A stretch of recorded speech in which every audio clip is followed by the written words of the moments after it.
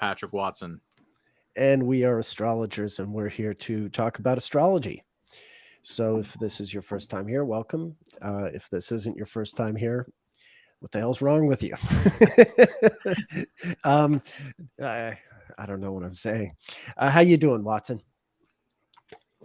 Good. I'm celebrating Mars leaving my second house, your second house as well. Good riddance. It really burned a hole through my wallet there. So I'm glad it's gone. And I've been there's been a lot of discussion about Beyonce's rising sign. So I actually thought I might try to take that a little more seriously and actually try to figure out which sign makes the most sense. I'm still up in the air about it, but so that's a bit of what I've been working on this week. Yeah. No. I mean that's been interesting to follow. I've been following that on Twitter.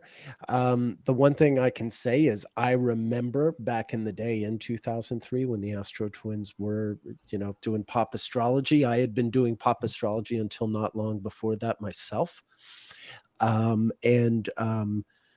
The claim is entirely credible. I mean, of course, we got to find the source, but I certainly, it doesn't come out of thin air.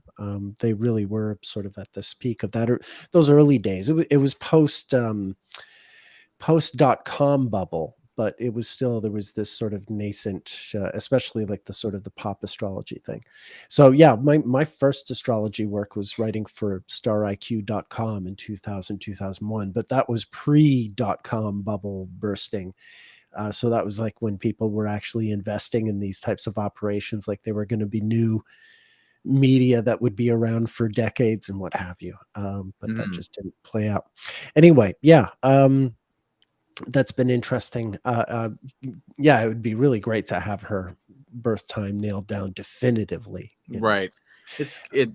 I think she must know. She must know what her birth time is. I just don't know if anyone just hasn't asked her, or if, yeah.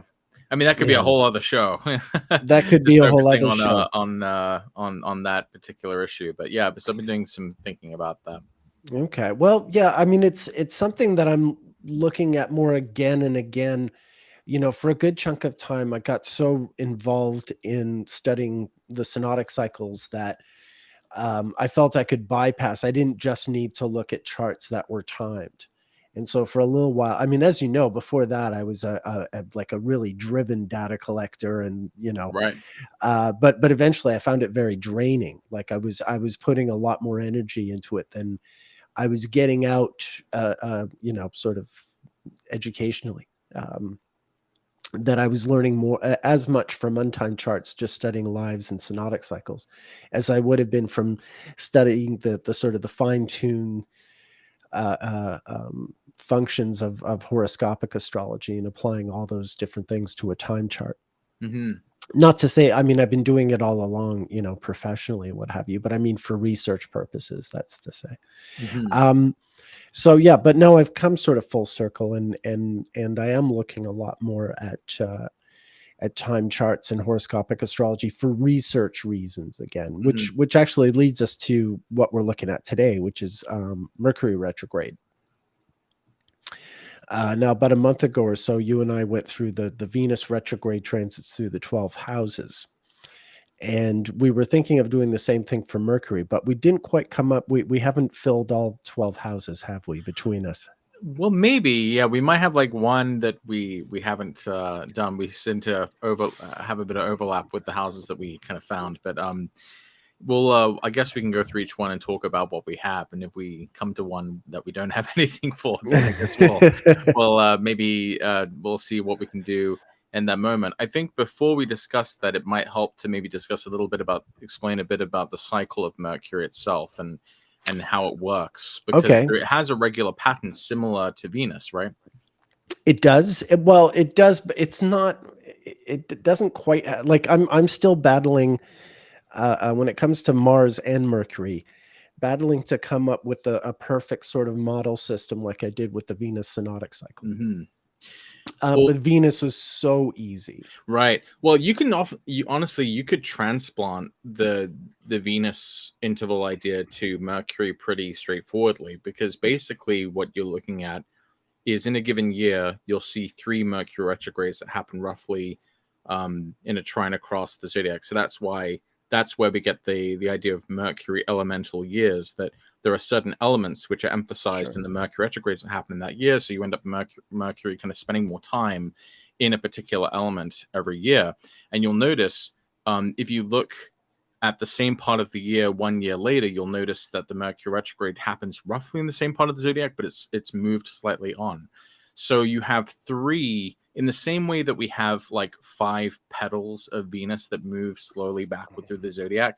We have the exact same thing with Mercury, except it's 3, and those shift slowly backward through the zodiac. And it takes about 6 to 7 years for a previous Mercury retrograde to occur when the next one did, or the one before it did.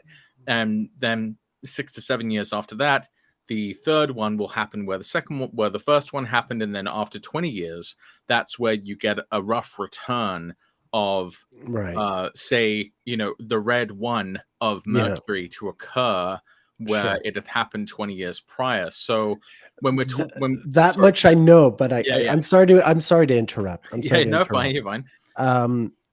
That much I know, but I still battle to visualize it. Like before I had the Venus 20 interval system, I was able to visualize it because it was so clear how many intervals you would need and what color they should be and all that.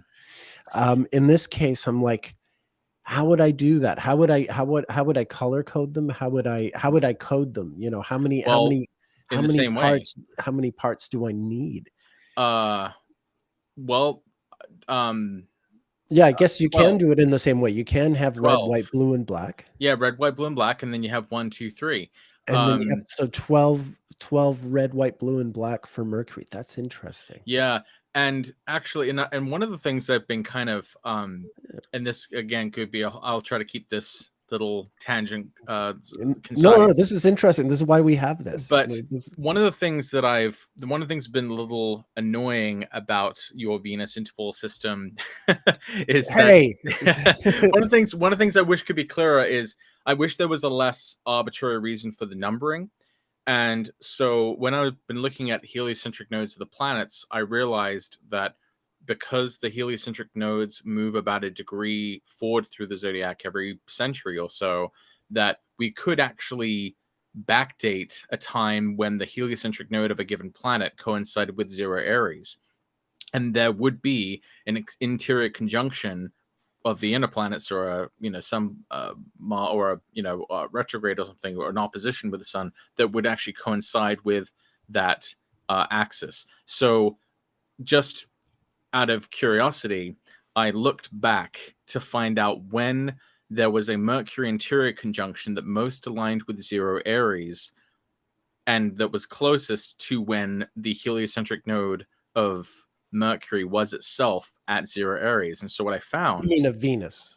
No, this is for Mercury. Yeah, I didn't do Venus. Okay. Sorry if I switched topics mid. Okay. No, I thought you were about to tell me something really exciting about Venus, but this is still interesting and exciting. Well, yeah. So I'm just thinking, like, since the node of Venus is in Gemini, it's like, geez, we'd be talking like... Yeah, so like ages, right? Right, yeah. So I'm not even sure. So I think for my Venus system, it's not... maybe I should let you finish talking. And sure. Then I'll defend my Venus. Sure. Well, I was just scurrilous attack. Well, because I was just gonna say, because I was able to figure this out for Mercury. I'm still trying to figure it out for Venus, but basically, I think that it would make sense if one was defined by the interior conjunction that occurs closest to the heliocentric node when it is aligned with 0 Aries, because that gives you a more sort of definitive starting point. So I could find this for Mercury. Mercury's heliocentric nodes reached 0 Aries on April 13th, 2095 BC at 10:55:43 p.m. UTC, and there was a Mercury interior conjunction that occurred at 0 Aries just a year later or so. And so I think it would make sense to say that that is Mercury 1.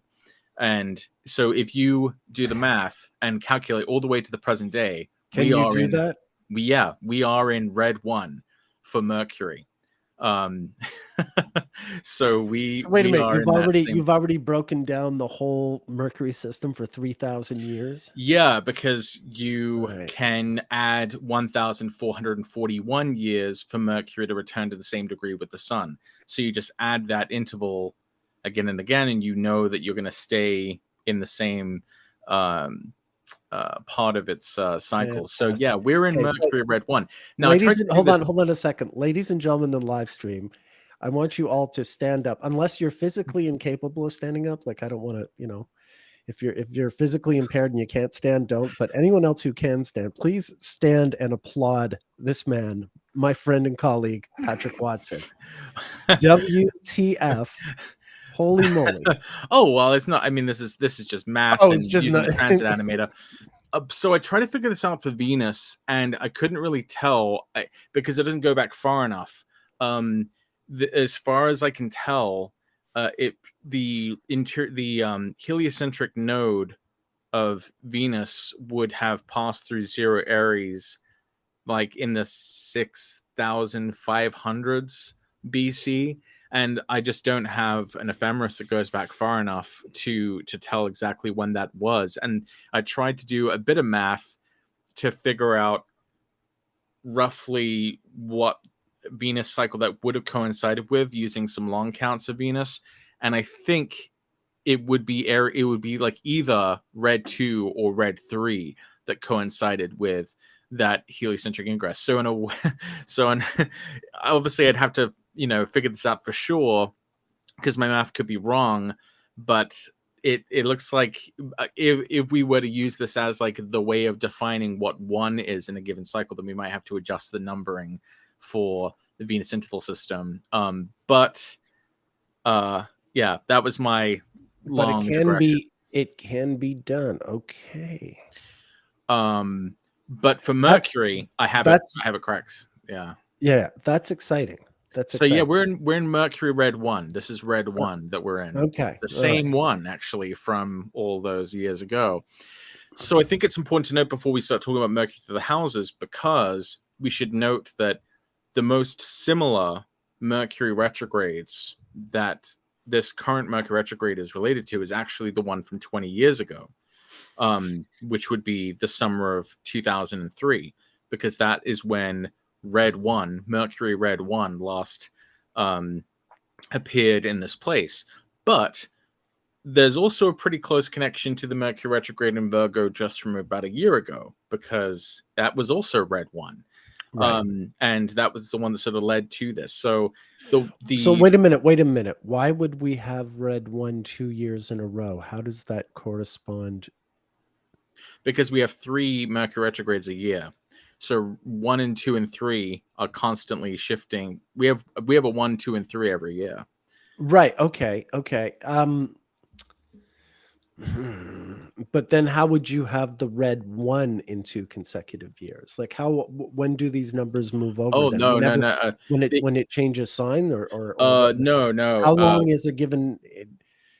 Yeah, I'm trying to Yeah, sort of we have visualize. we have the 3 Mercury retrogrades that happen in a given year. Yeah, so this one would be 1. The one that happens in Capricorn would be 2.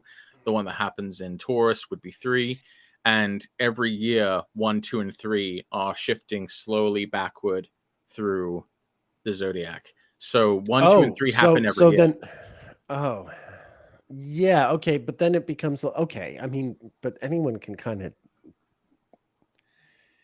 do that. I thought it was a little. I thought there was going to be a Red 1, Red 2, Red 3, all the way to 12. And then it repeats. Oh no, I thought you were talking about subdivisions. Well, no, yeah, because okay. like how many times like for a full return? Because that's what you would need if you're just going to come back to 1 once every year. That's not really. You haven't really done much. I'm sorry. That's the same. Well, I mean, it's applying the same logic of the Venus intervals to Mercury, because ish. The retrogrades is just far more regular. I wanted something like, yeah, no. I think that like 6 years you're getting a little closer. Like if it's but 3 times 6 is 18. So that would be like 18 retrogrades in a 6-year period. And then you might be at least coming closer to something that represents, or really, you should have as many as you need to fill out the whole 20. Well, the 6 to 7 ends up being like when 2 takes the place of 1, 3 takes the place of 2. Okay. 13 to 14 I years would later go is all the when way out to 3 no. Okay, takes the place of of course. 1. Yeah. See, this I know, but this is why I thought it was kind of more complicated. But I think ultimately what you would want to do is you would want to have like the 20-year period and have as many numbers as you need to fit into that 20-year period. But that's what it would take in order to do it in the same fashion that really, that's the thing about the Venus cycle, is it's the short one. It's 8 years. It's short and symmetrical, whereas Mercury is 20 years. Yeah, I mean, you're right. There is a symmetry to it, more or less. There's an even greater one if you go to 79 years, Sure. where it catches up with Mars.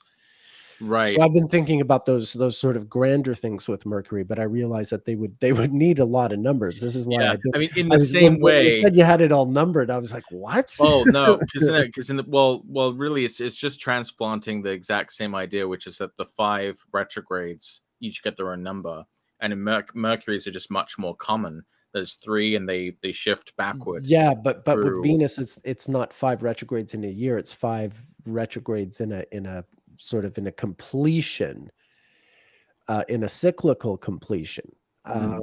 So I think like if you're just doing it by 1 year, you're just thinking of a solar completion. But I want like a solar Mercury completion, a synodic completion. Well, Which yeah, I think is that is the.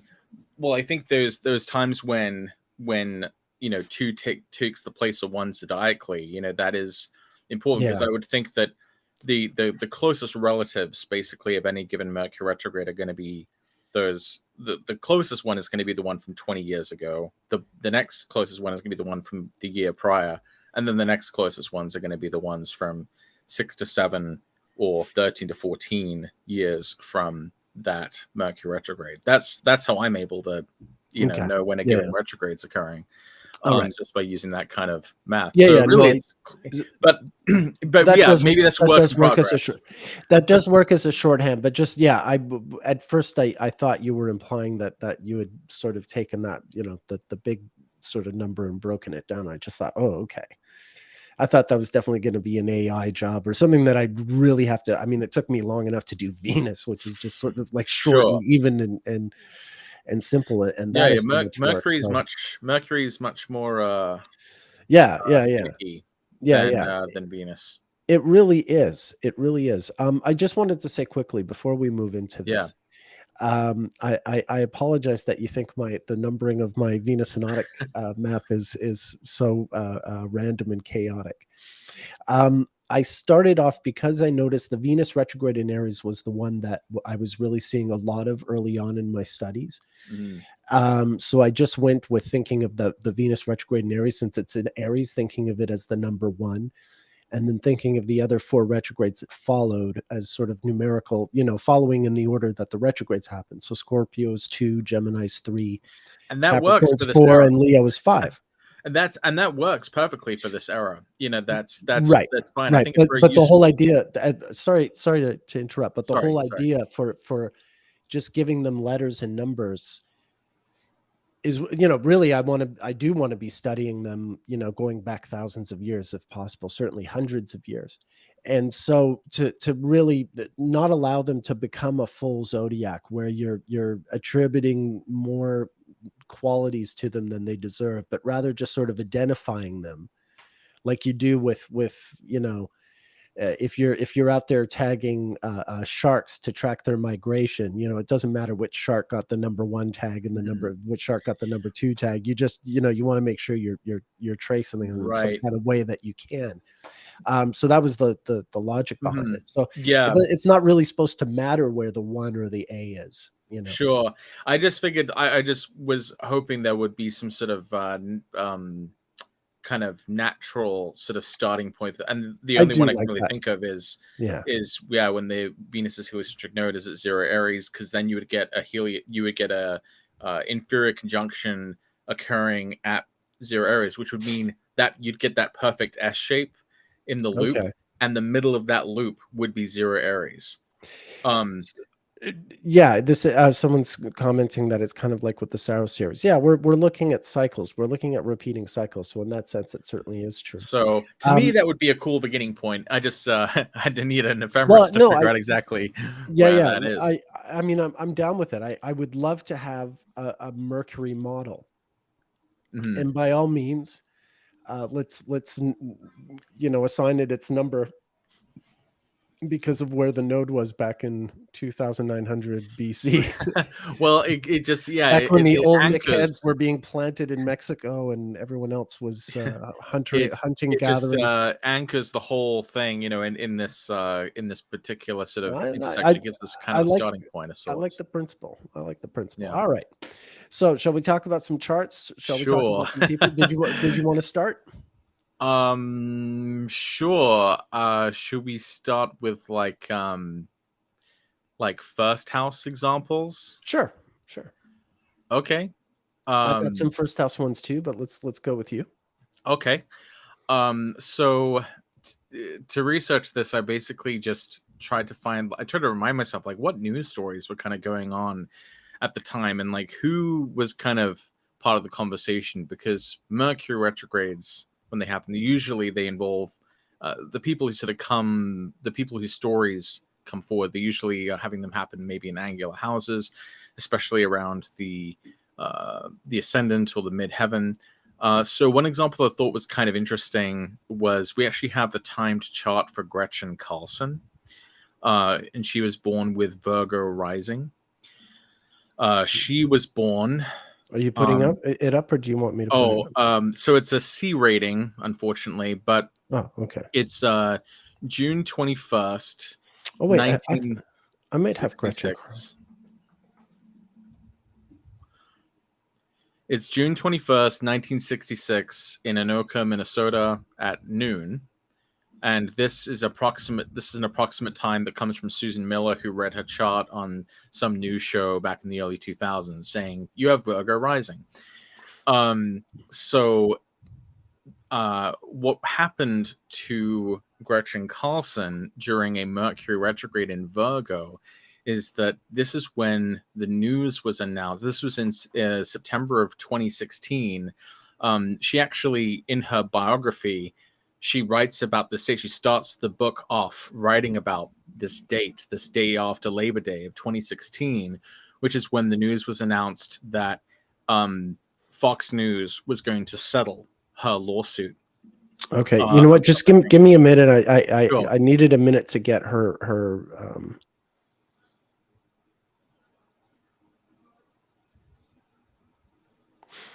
birth data. Yeah, I've got it here now. Oh, you got it? Yeah. Just a moment. I'm going to put a chart up. Yeah, I thought I had her. Oh, right. Yeah, you had a bunch of 2016 stuff.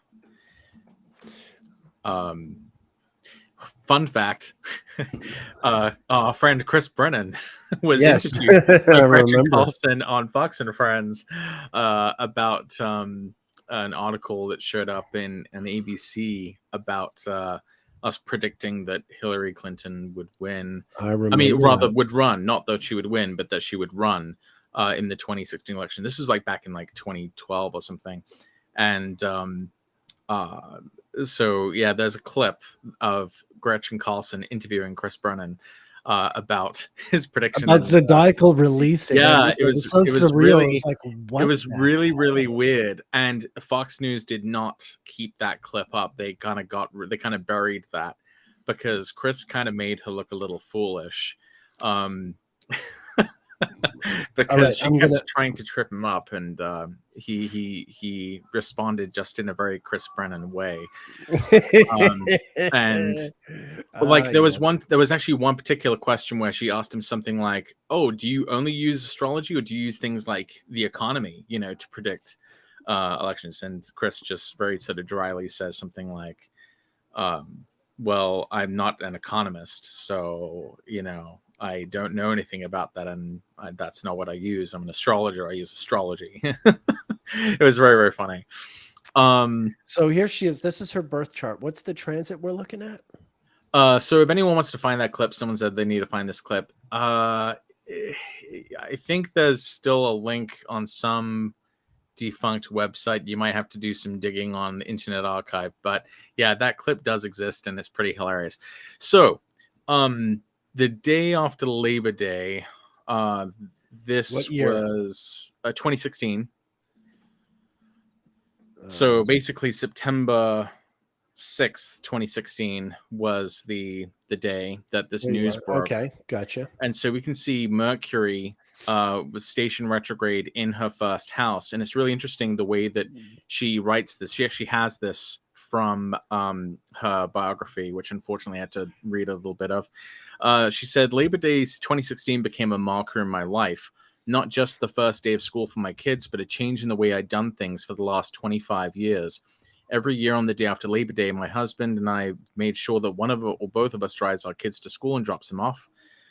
This tradition has also involved my husband, myself, driving into the city together to go to work. But 2016 was, of course, different for me. As we made our way into the city, I was actually going in to get a haircut. For the first time in a long time, I wasn't going to work to report the news. Instead, on this day, I was the news. We got into the city an hour before the appointment, so my husband dropped me off and went his way. With an hour to kill, I walked into a nearby nail salon to get a pedicure. There I was, all by myself in the salon. During that hour, the news about me started trickling out. First one report, then dozens and dozens more. I began to read about myself on Twitter and Facebook and Instagram as if I were having an out-of-body experience. I sat there with tears streaming down my face.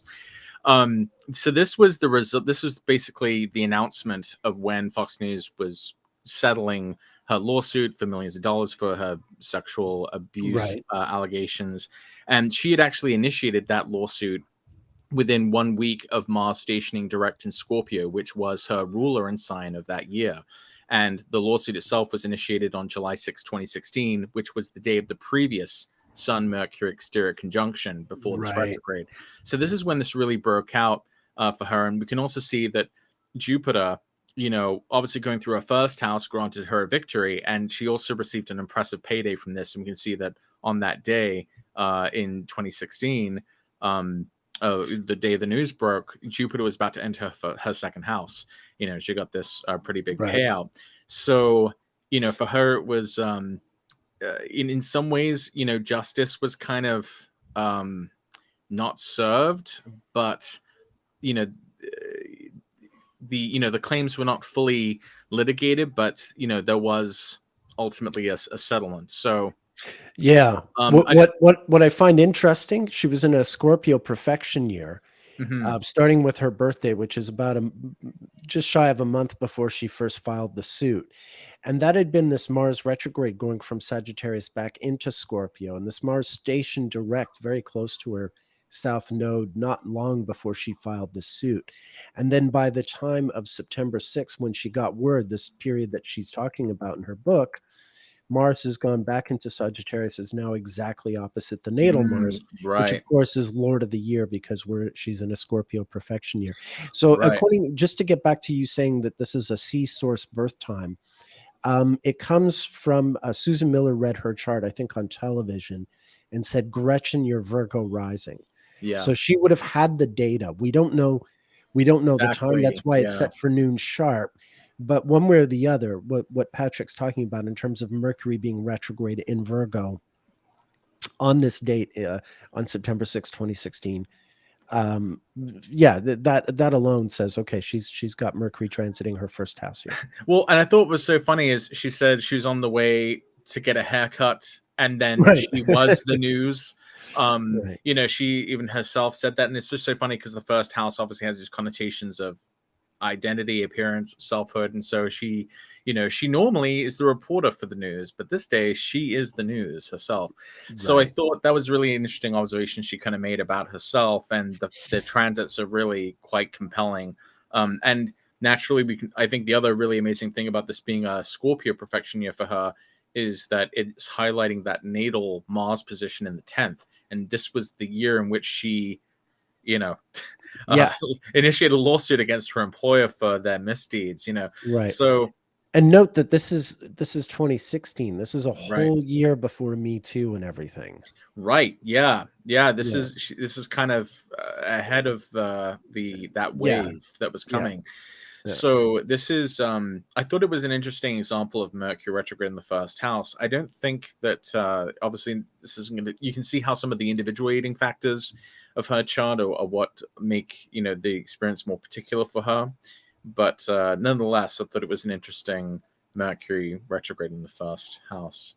Yeah. Very much. Very much. Okay. Well, cool. No, that's a good one. I have a first house one to share here. I'll just set it up.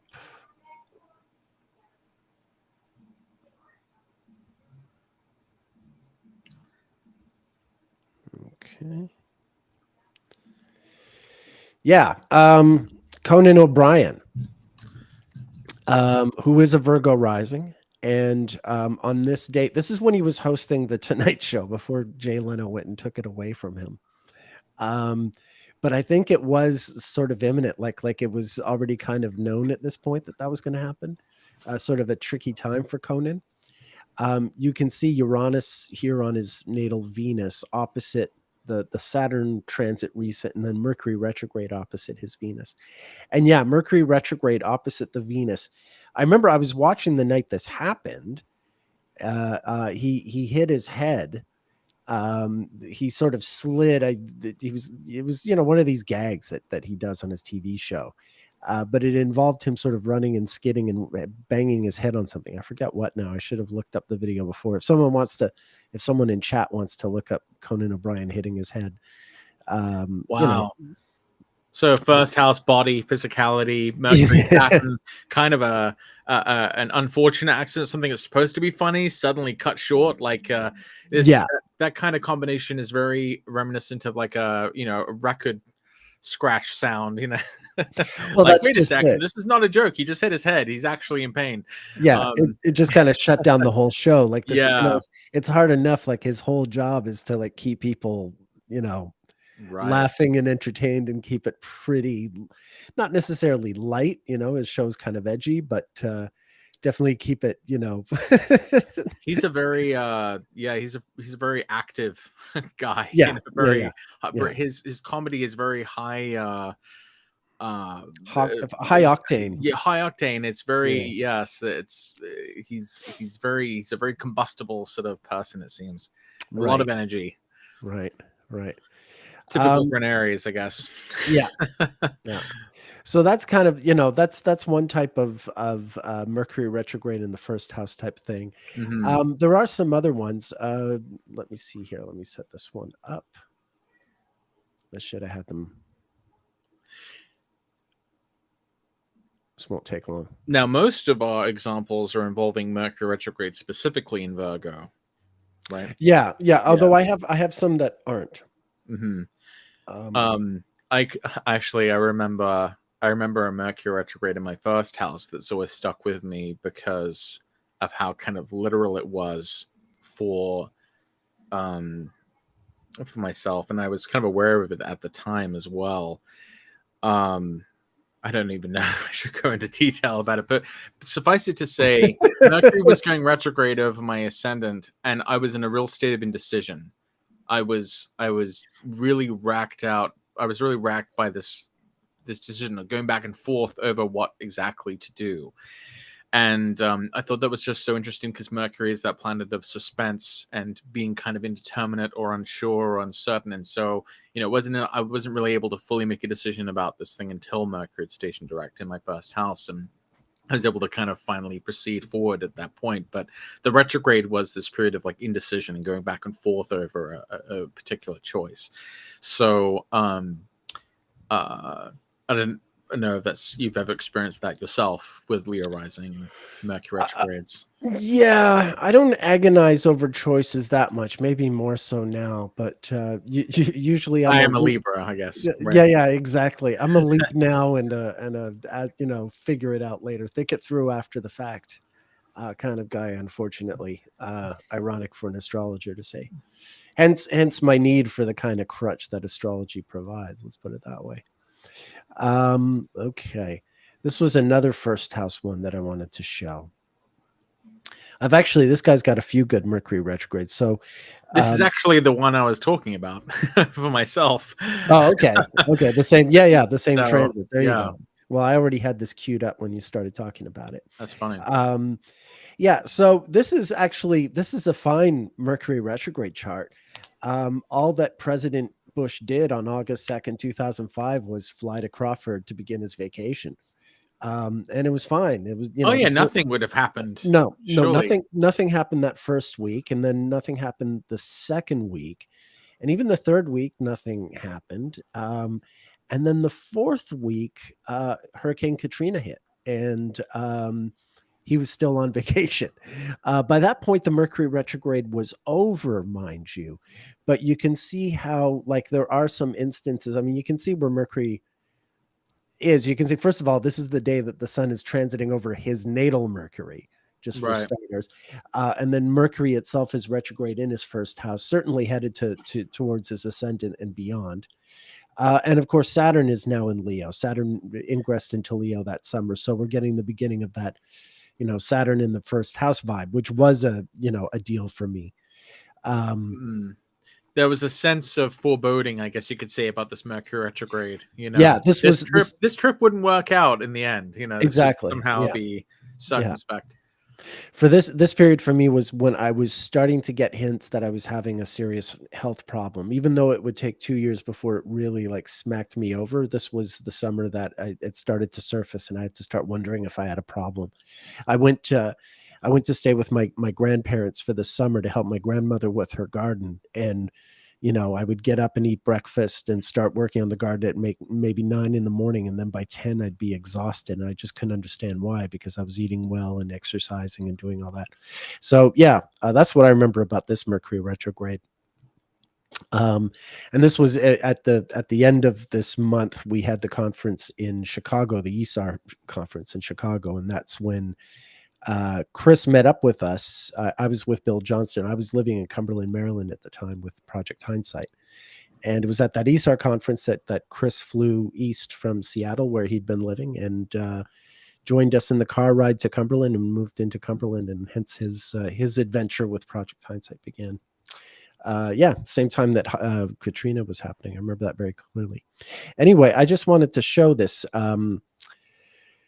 How the sort of the long-term effects of a Mercury retrograde transit can, sort of carry over beyond the actual retrograde period. They're not always just sort of resolved. Some of them can sort of anticipate problems down the road. There are some other equally hilarious George W. Bush Mercury retrogrades that maybe I'll cover. Oh my gosh. Well, there's one of the most famous Mercury retrogrades in his 10th, right? Yes, that's the one I'm about to go to. Yeah, this is the classic, the favorites here. Mercury retrograde in George Bush's 10th, when he declared mission accomplished 2 months into the Iraq War. Note, it was also a recurrence transfer for him with the Sun and Jupiter. So talk about overconfidence, right? With right. Jupiter on his ascendant. Yeah. And Jupiter on his ascendant. Yeah, you're absolutely right. The Sun square Jupiter, just like he has it in his natal chart.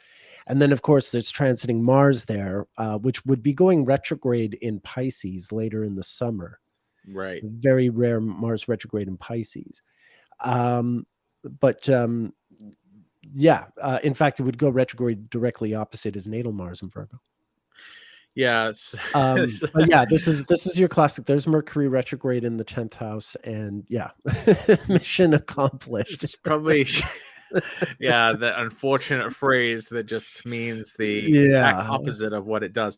I gotta say, Bush has some hilarious Mercury retrograde isms.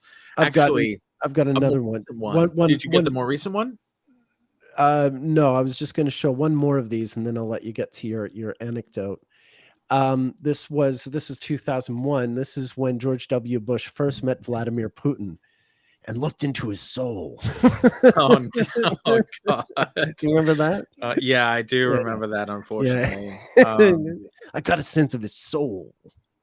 Anyway, So yeah, and that's Mercury retrograde in his 11th house. So way to go, George. There was a Mercury retrograde not too long ago where Bush was speaking at some event, and he said the decision of one man to launch a wholly unjustified brutal invasion of Iraq. I mean of Ukraine. Yes. Of course, yeah. That was on May 18th, 2022, last year. That was during that Mercury retrograde.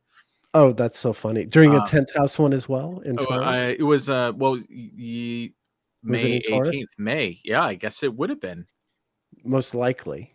May 18th, 2022. Mercury was retrograde at 2 degrees Gemini on that day. Oh, okay. So moving into his 10th from his 11th. From his 11th. But yeah, he was speaking in front of this group, the George W. Bush Institute. Okay. So that's his own institute. Yeah. Mercury had been retrograde in the 11th when he said that thing about looking into Putin's soul. So going from that into mission accomplished. Yeah. He's just, he's got the good ones. Funny, looking at Trump, there weren't a lot of them that jumped out. At least not political things. Like I think the second debate began as Mercury was going retrograde. That was in 2015, like September of 2015. But I haven't really got a big sense of it. The place that I do have the sense of him and Mercury retrogrades, I'll just show you two quick ones here, just to get them out of the way. Yeah, I mean, I almost wanted, like, before we came up with this idea to go through the houses, I was originally thinking we would tackle the whole mugshot stuff, but that's going to keep going on and on. So that's not a that's going to go well beyond. It's going to go well beyond Mercury retrograde. We'll be coming back to him a whole bunch as it is. So I thought since we're in the middle of Mercury retrograde, we would just tackle these here. Yeah. So the first one I've got is when it's retrograde in his 12th. This is when he has his affair with Stormy Daniels. Oh, I do have. I do have. We could go the other way. Like I have a 12th house one. Well, here let me just show you the other Donald Trump one I have. Is pretty hilarious too. It's not unrelated. Though it happened years earlier when Stormy Daniels was 10 years old. this event happened. Well, yeah, Stormy Daniels was born in 1979. So now going back to 1989. So literally when this event happened, Stormy Daniels is 10 years old. Obviously, Donald doesn't know her yet, but just to give you context. So keep in mind, this is Mercury is stationing retrograde at 25 Taurus, opposite. See, I always associated this more with Venus retrograde in the 7th. As do I. But it's really interesting to watch the two of them together because I think there's obviously something to that.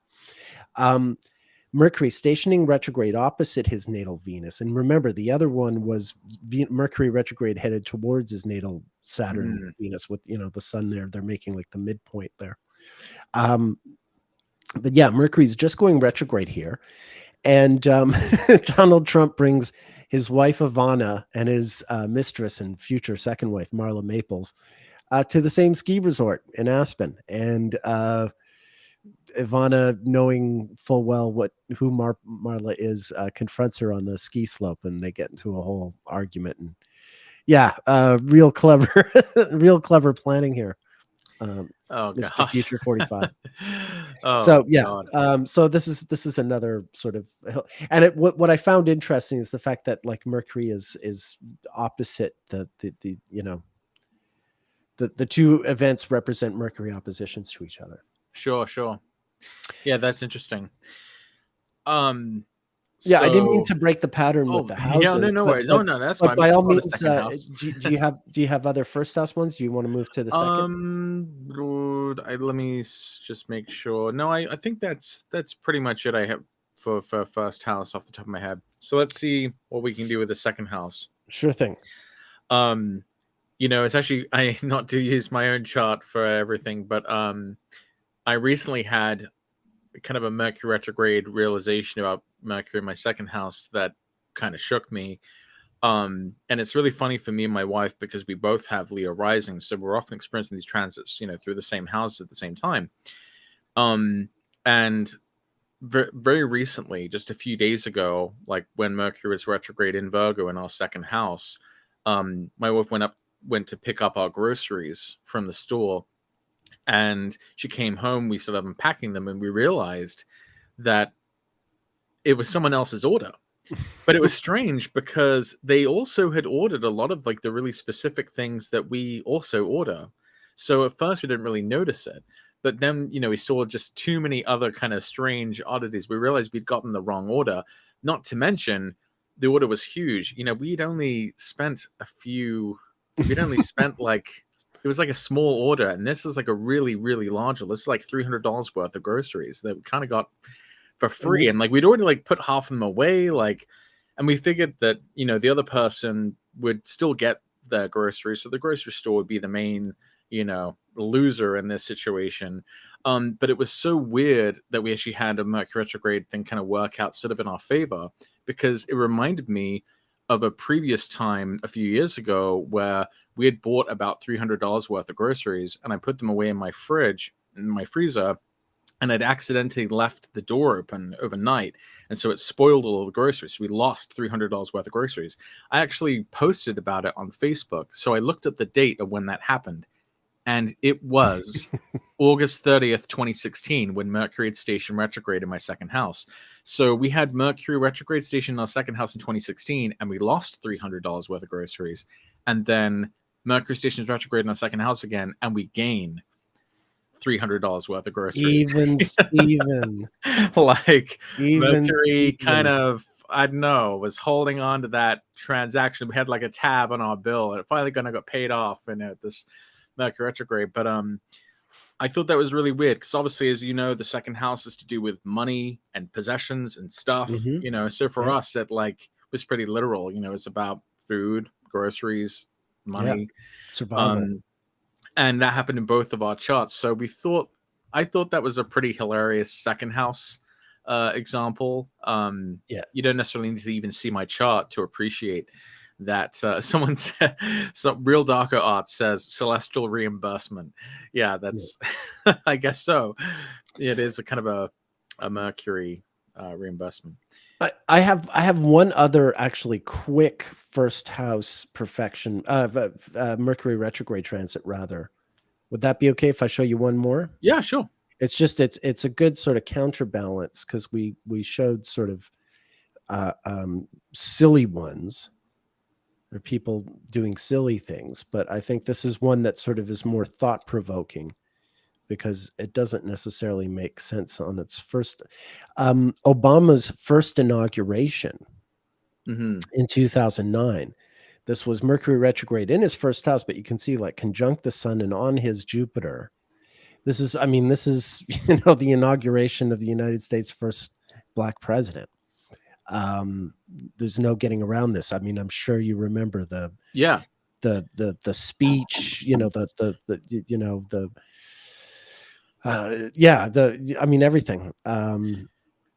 There's there's some really interesting there's some really interesting things about this transit that make a lot of sense. So first of all, he announced his run for president originally on, I believe it was February 10th, 2007, which was when the moon was at like 27 or 28 degrees of Scorpio. And so you can see that that's the degree of his MC. And at the exact time he was inaugurated president, there's the moon again, right on his MC. So I thought, okay, we're working with the right chart here. But the interesting thing about the Mercury retrograde in his first house is the fact that there's often a connection between the Mercury retrograde that happens a year prior and the Mercury retrograde that happens next year, especially when they share some common degrees in the same sign. And so what had happened the year prior in this time was the February 2008 primary contest. That was during the time of the so-called Super Tuesday vote, which was when the calculus really shifted in favor of Obama. That was really when Hillary that was really effectively when Hillary lost the primary race in 2000 for the 2008 election, because that was when Obama made this really impressive showing, and that was also at the time of a solar eclipse in Aquarius, Right. in early 2008, and Yeah, so you we can could see the really nodes are see, still there yeah, here. I it's mean, there still, yeah, it's there had still just been an eclipse. There exactly was about to be one. There had just been one. another Yeah, one, yeah, yeah. exactly. So you can see, so in that way, the inauguration relates perfectly to the time that he kind of had this upset victory Mm, in early 2008, and there's this sort of return to that, or the results of that, in a way, a year later with the subsequent Mercury retrograde. Also, kind of an interesting little fact about the inauguration is, remember the Supreme Court justice, when he like gave him the oath, he gave him the wrong words, and you can kind of see Obama reacting like right, right. that he And hadn't actually taken the oath. He had and to then redo it. he redid it. That's right. Yeah. That's right. I remember now. So so Mercury retrograde, Yeah, even in oath, that the sense, yeah. presidential oath was not actually given correctly, and so that out of a complete abundance of caution, they redid it to make sure that he actually had said the magic Right. words. Which was absurd, because legally speaking, he's president even if he Yeah, doesn't take the oath, right. right? I mean, he's president, period, as of noon. It's also interesting that the Mercury retrograde, you can see it's with Jupiter here, and he, of course, he's a Mercury Mercury Jupiter Jupiter opposition opposition. guy. So the fact that they're together on this day, yeah, these are like extraordinary transits, Well, to yeah, put I it mean, mildly. because in my view, his Mercury Jupiter opposition is about his fundraising ability. It's about his gift of the gab. His ability to give really soaring and sometimes inflated rhetoric. Really aspirational, Yeah. really huge sort of themes, and the sort of bold, sweeping, sort of majestic kind of flavor, and so during Mercury retrogrades, his experience with Mercury retrogrades tends to be more positive. He tended to have, like, Mm, when I tracked the Mercury retrogrades through the 2008 race, he seemed to kind of benefit from the kind of chaos or disorder that was surrounding him. Mercury retrogrades always seemed to like hit his opponents. It never really seemed to hit him too badly. The only Mercury retrograde that really hit him kind of hard was the one that happened in at the release of the healthcare website, when it was with Saturn in Scorpio. okay. Um, I have that to think was also the one in 2015 when he appeared at the UN at the same time as Putin, mhm, on the back end of all the Syria stuff and everything, right, where, yeah, Putin kind of humiliated him, and that's sure, coming out of that's in the Red 5, which I've talked about when I was talking about Venus, but I believe that's also around when Mercury went retrograde right. at that time as So well. overall, he has a Mercury which works for him, and I think that we can tell that because of the way that it's making that opposition to a benefic. It's Right, interfacing with that right. sort of quality, and so it makes sense that Mercury Jupiter oppositions, Mercury Jupiter conjunctions, that's kind of, those are going to be ones that he really responds to in his natal chart in a way that it might not for everyone, unless they happen to have a Mercury Jupiter type of aspect. Right. The other interesting thing, since we're on this subject, this is veering off from Mercury retrograde, but since we happen to be talking about this chart, there's something I want to point out, just generally speaking, about astrology and the American presidency. Of course, the election and inauguration cycle is a 4-year cycle, which means, of course, you're getting into a whole Venus thing. There's always American elections and presidential inaugurations always occur during black 2 and white 2 intervals. One followed by the other. So in this instance, this is the black 2 inauguration. You can see Venus as an evening star in Pisces. But the thing is, this happens to be the one period when Venus is in Pisces while Uranus is in Pisces. Okay, because if The you go, Uranian well, here's president the in thing. Now, some here's the sense, thing. yeah. And 1936, 37 was the inauguration. That was the first one that they did on January 20th. The inaugurations used to happen in March. And what's funny is they moved them away just as we were getting close to the point where we would start having inaugurations during red Red ones and one. blue ones. And so they kind of moved it away so we wouldn't be in the red 1 area anymore. But my point being, this is, this was the first time in January of 1937, the first time that we had a presidential inauguration when Venus was an evening star in Pisces, because they had moved the date. But since that time, we've never had Uranus in Pisces. Uranus had been in the Pisces in the 1920s when they were still doing inaugurations earlier. Uranus was in Pisces for the Harding and Coolidge administrations. So what I'm getting, and so if we're looking at January 20th, 2009, and Venus is here with Uranus, keep in mind that 8 years earlier, the last time we'd been in a Black 2 presidential inauguration, it was W's first term, and Uranus was still in Aquarius. So Venus would have been close by here in Pisces, but Uranus was in Aquarius. And then 8 years later, when Trump's inaugurated during a Black 2 in 2017, by that point, Uranus is already in Aries and, in fact, getting ready to go into Taurus. So that this one inauguration in 2009 has this very unique stamp on it, because this Venus happens to be co-present. And this Venus is a constant. Like I said, you really only get two kinds of inaugurations, at least since they moved the date. And even before they moved the date, you had, sort of another pattern that was in place. That's also really, really interesting to explore in some time. Anyway, since we were looking no, at that's this, absolutely fascinating. So what you were basically saying is, because that's a constant, you would always know, anyone would have been able to know that January 20th, 2009, there would be something sort of special about that particular one. Yeah. That's just the breakthrough one, and it was. Yeah. So Yep. so as far as second house examples, I do have yes. Let's get to that. Another second house example. Okay. This might take forever to get through all the houses. Do you want to put it up, or should I put it? Do you I want to give me the data? I can. I guess so. We can go faster. I can. Yeah. I can bring up the chart here. So let me find. Where are you now? Oh, you're here. Okay, so I'm going to put you over here. And then... So this is the chart of Chris Brown.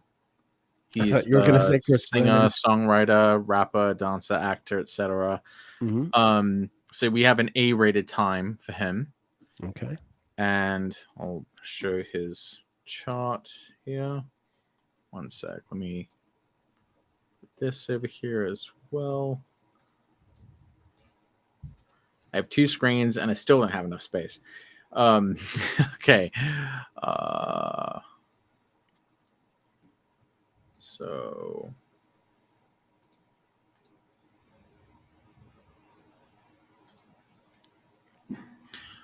okay.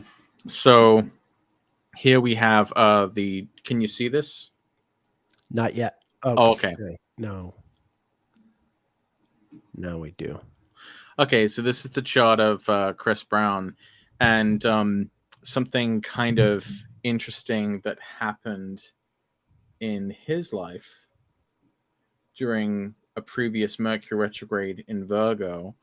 So we're looking at August 30th, 2016. So Mercury station retrograde in his second house, and this is when the police were called out to his home by a woman who had been in his house. And it's a complicated story, but basically what seemed to have come out of this story was that she had basically tried to set him up. That seems to be what was found when this all went to trial. That there were these text messages that she had sent where she said she was going to try to set him up by saying that he pointed a gun at her. And he ended up having to pay $250,000 in bail to get out of jail for this arrest. And this happened while he was in a fourth house perfection year, which highlights his Mars, which is contrary to sect in the J chart, and it's in the 12th house of imprisonment. So he was like falsely imprisoned. And it's tricky too, because he has been more credibly accused of other crimes before, and so it made it difficult for him to fight back against this particular accusation, because it sort of fit an unfortunate pattern that had been established. So but it did turn out that he was innocent in this particular case. So it was just pretty brutal that he had this Mars activated in the 12th, and he ends up being arrested in that year, and this all sort of happened during this Mercury retrograde, and the whole dispute apparently centered around a piece of jewelry. Like, she accused his friend's jewelry of not being real, and it's sort of still centers around this idea of the second house of money and value. You got to draw the line somewhere, Yeah. And so I just thought it was interesting that with this Mercury retrograde that happened in his second house, that was when this is when this went down. Can I have the date because we couldn't really see the transits on the chart. I've got his chart, so I'm just gonna put it up so we can. Okay, yeah, that's fine. What were the transits when? August 30th, 2016. Okay.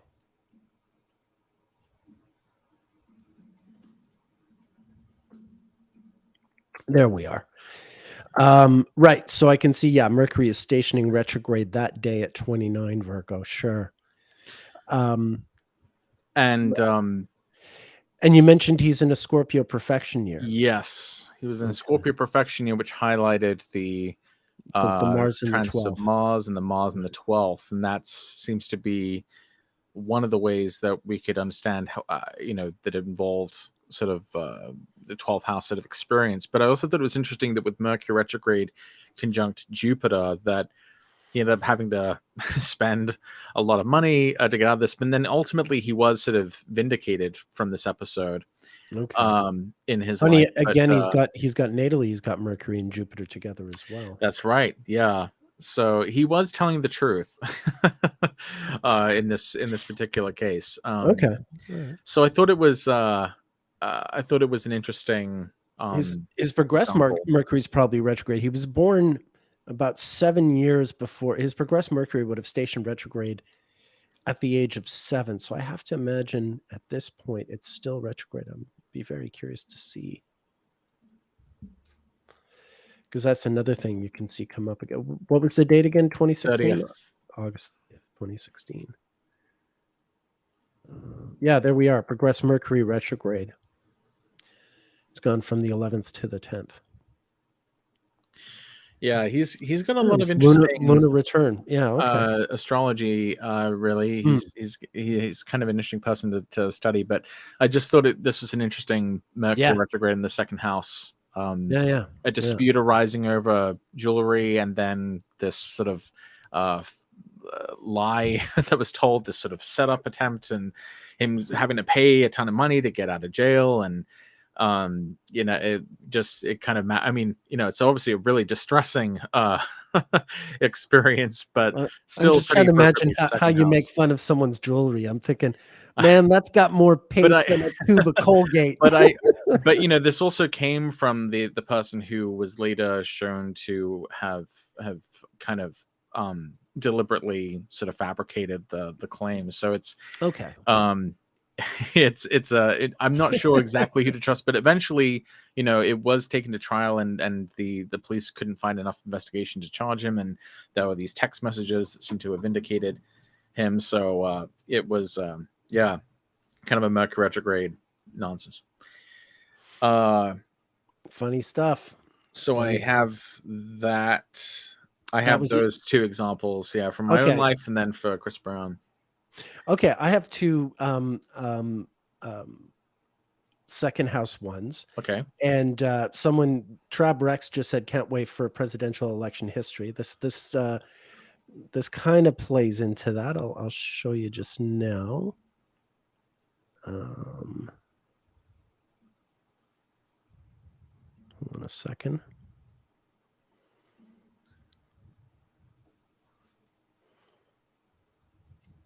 Sorry. No, you're fine.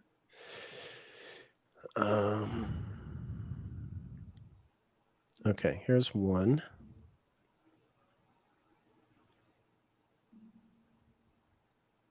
And then here's the other. Live streaming, everyone.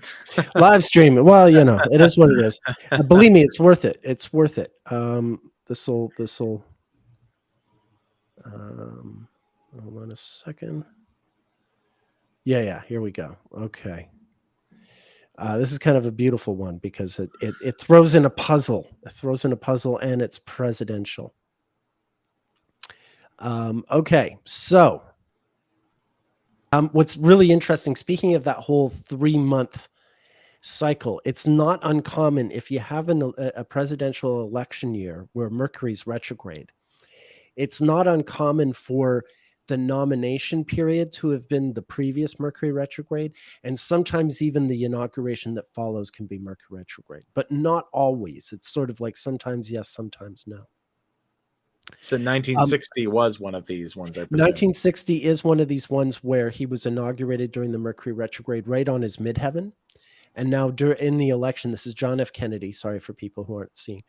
John F. Kennedy, who's a Libra rising. And when he was actually elected president, Mercury was retrograde in his second house in Scorpio. Opposite all his 8th house stuff here. Okay. So you might be thinking, oh, so if you're like a Libra rising candidate and Mercury's retrograde in Scorpio in your second house, that means that you're going to win an election, right? Well, not necessarily. Because well, he was being put there for a very specific purpose. It looks like, especially with Mars retrograde on his midheaven and stuff. You know, Yeah.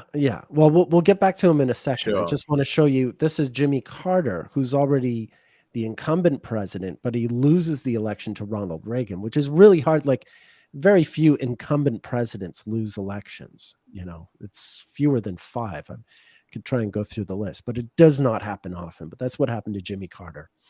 And he's a Libra rising, and Mercury is retrograde in Scorpio. When he loses to Ronald Reagan.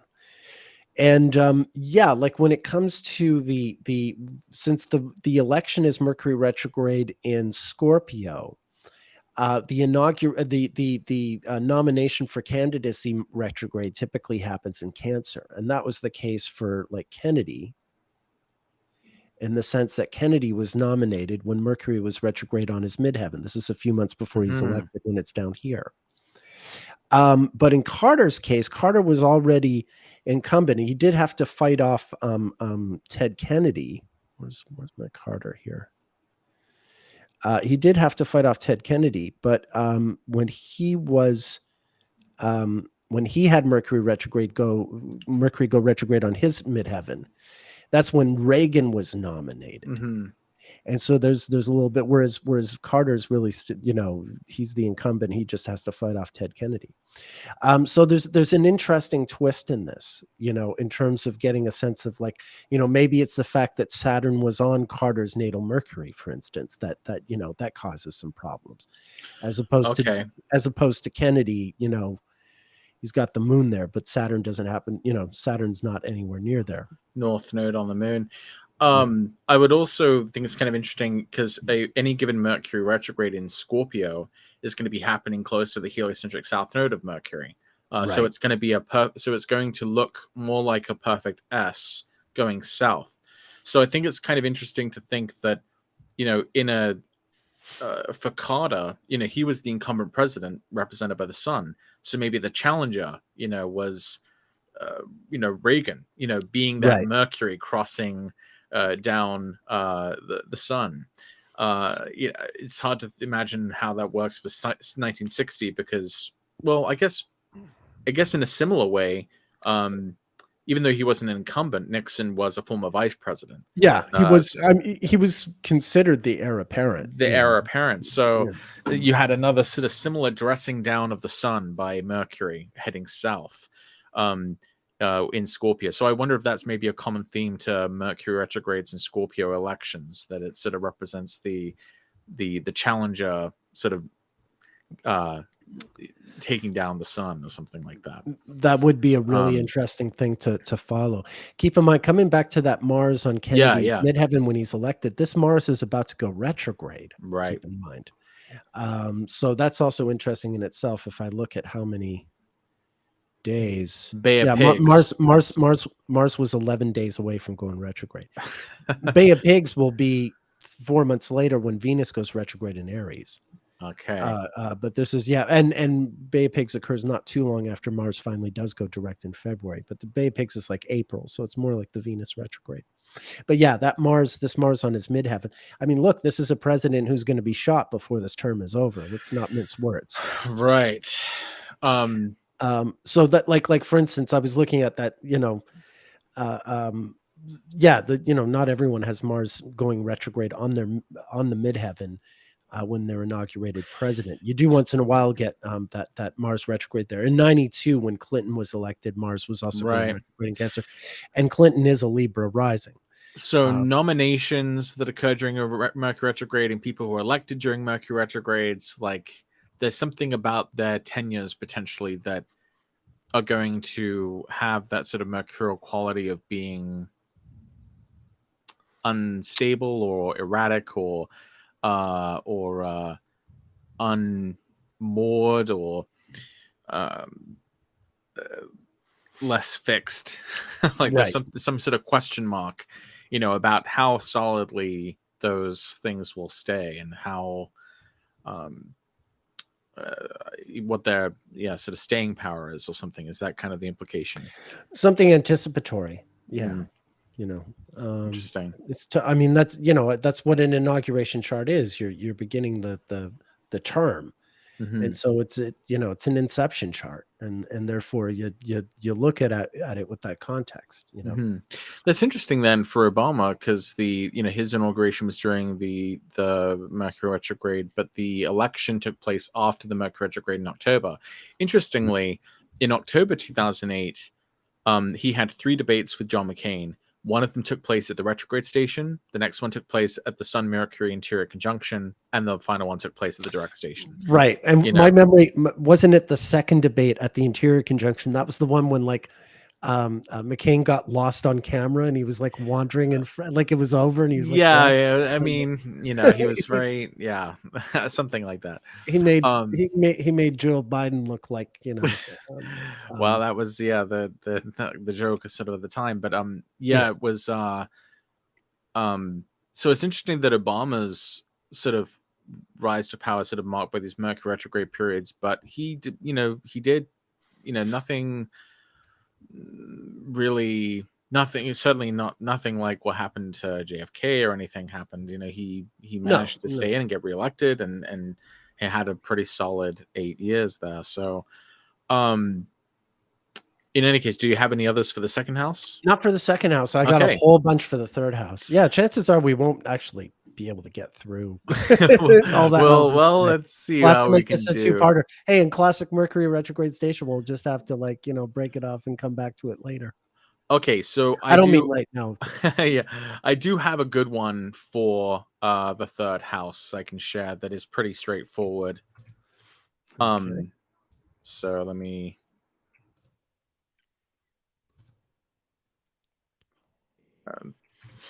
Okay. Get this up here.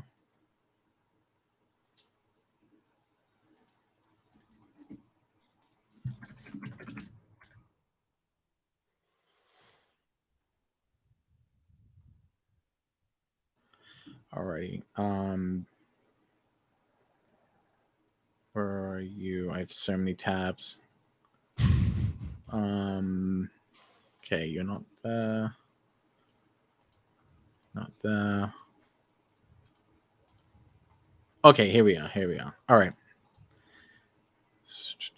Okay. Can you see this? I can. Okay.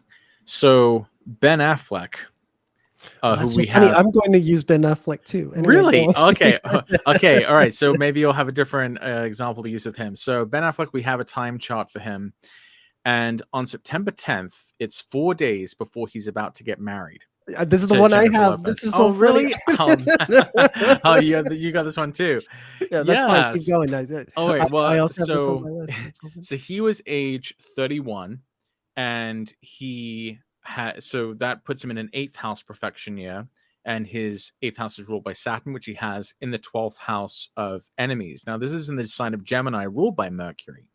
So who his enemies are people associated with like the press. Now you might have heard one of the things about obviously Affleck isn't the only person to be negatively affected by press and paparazzi, but he's actually been at the forefront of like laws passed to protect like the children of celebrities and their privacy.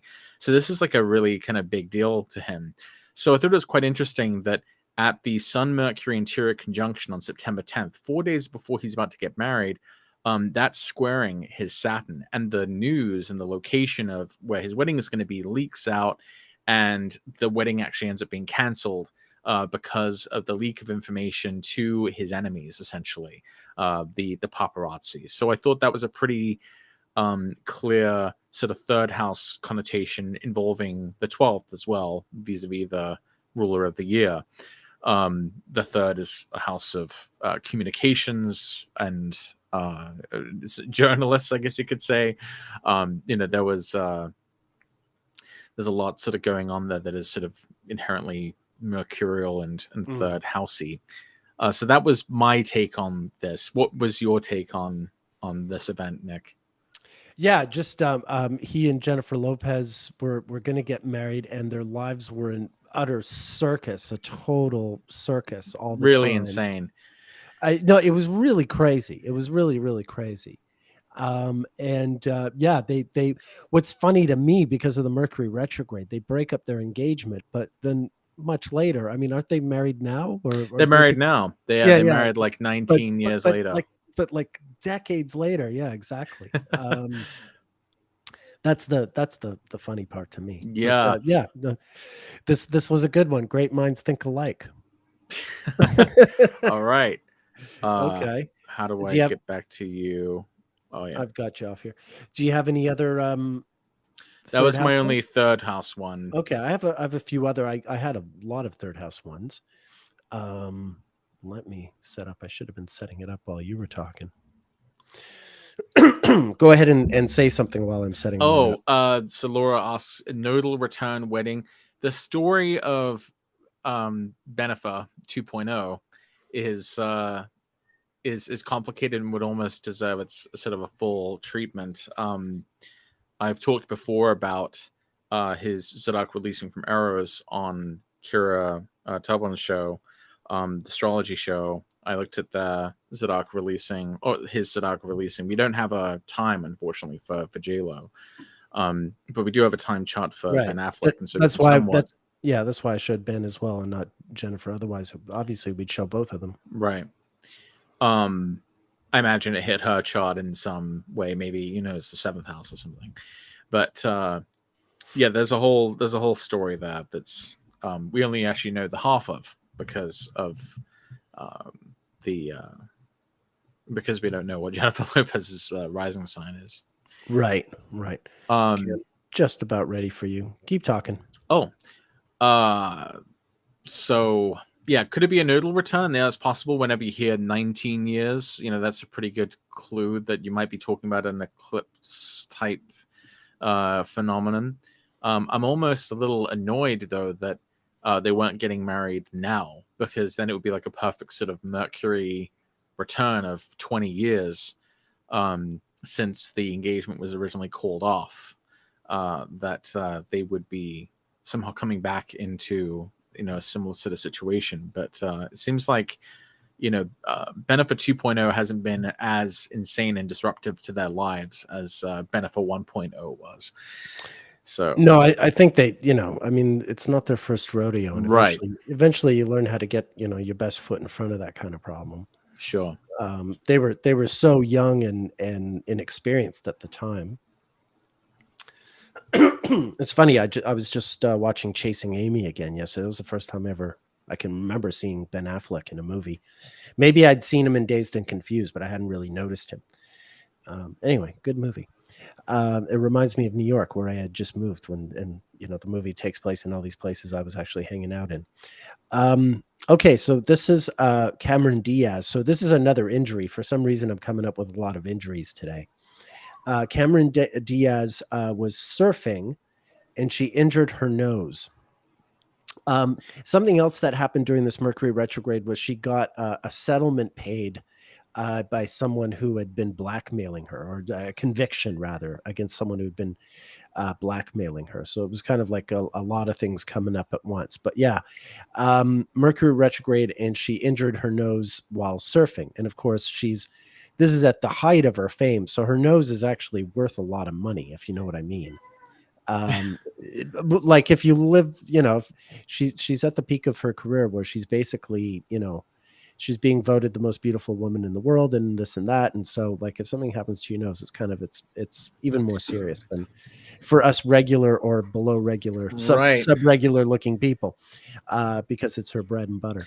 It's actually kind of a complicated example because it's right on the day of her solar return. So we're not sure necessarily if this is like an 8th house year or a 9th house year. 9th house obviously right. No, it highlights really is the current Mars-Uranus conjunction there on that day, which opposes her natal sun Mars. So it's sort of be inclined to say that it's probably after her solar return. But yeah, I mean this is noon in Honolulu because I didn't know what time she hurt herself. I didn't know what time she had the surfing accident. I just got it from a news report, so I knew what day it happened. But yeah, I mean, she could have gone surfing in the morning, in which case it would have been before her solar return, or she went surfing in the afternoon, and people do both those things. So you have no really, you have no way of knowing. The Saturn transit in her first is interesting as well, given that this probably would have taken some time to heal, and there would have been this sort of worry about this sort of blemish or something on her appearance. Right, exactly. Probably a team of plastic surgeons looking over her and all that stuff. And it's interesting how closely she was born to Ben Affleck, and that they both have Cancer rising, because I imagine there's probably a lot of like negative press attention then on capturing photos of her. No, she was here's Ben Affleck. Just I'll put them next to each other. Yeah, they're 2 weeks apart. So it's interesting that in the same Mercury retrograde, that kind of both dealing with like was it the same one? No, it was in 2003 in September 2003. So that same Mercury retrograde, it's the same week. Wow. Yeah. So it hit both of their Saturns in the 12th house. So one of them is dealing with basically both dealing with invasions of their privacy by being at like a weak spot with the enemies in the press. I can show you her chart at that. But this is my file on her, and you can see in 2003, like this is the surfing accident in August, but you can see like this guy just 2 weeks earlier had been arrested for the blackmail. And that's as Mercury was getting ready to the Christmas Carol composer. Surely it must just be the same name. No, he's this photographer. Back in May of 1992, he took topless photos of her, and I think he was trying to blackmail her. So he was. So 12th house stuff. Yeah, he was sentenced. Here we are. He was sentenced on September 15th of 2005, but he was arrested August 12th. So the blackmail was literally going on. Obviously, if he's arrested here, this must be like right when he's blackmailing her. So this is during her 8th house year, activating her Saturn in the 12th house in the exact same way that it was for Ben Affleck, and they were both dealing with, enemies with photographers. Right. The following year, she and Justin Timberlake got in this whole scuffle with paparazzi. This is when she's with, but there you are. Saturn was still in her first house at that point. I see. Yeah. The blackmail trial, there's Saturn back in Cancer as it's starting, as the jury selection begins, so there you go. Wow. It was a whole I think by the time he's sentenced, Saturn must be in Leo. By the time he was sentenced, Saturn was in Leo, but most of that was all Saturn in Cancer. Wow. And then here's another time she charges a photographer with assault. So I think that's going back to the paparazzi thing. And that's another Mercury. Oh, Mercury is with Mars, having just moved out of the third.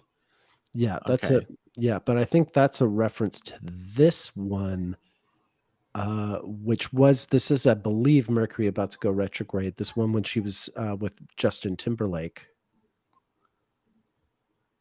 23 days. It's a bit off. All right. Well, anyway. Yeah. Okay, wow, This that's was a a really big one. interesting comparison. Then, Yeah, for sure. And I guess while I still have all this up, I may as well just go to the next example I had. Oh yeah, Arnold Schwarzenegger's a Cancer rising, right? Arnold Schwarzenegger is also a Cancer rising, but he's got a Pisces midheaven because, he's born in Austria, which is at 47 north, so that's even a bit further north than Montreal. Interestingly, is that right? Yeah, because New York City's 40. Okay, interesting. So he's in a 7th house perfection year, which would highlight the topic of partnerships. Right. And he's in the middle of his Saturn return. So he Right. meets his long-term partner in the duration of that transit. And his future wife. Yeah. Right. And she's a Kennedy. So here he is, this, Austrian immigrant.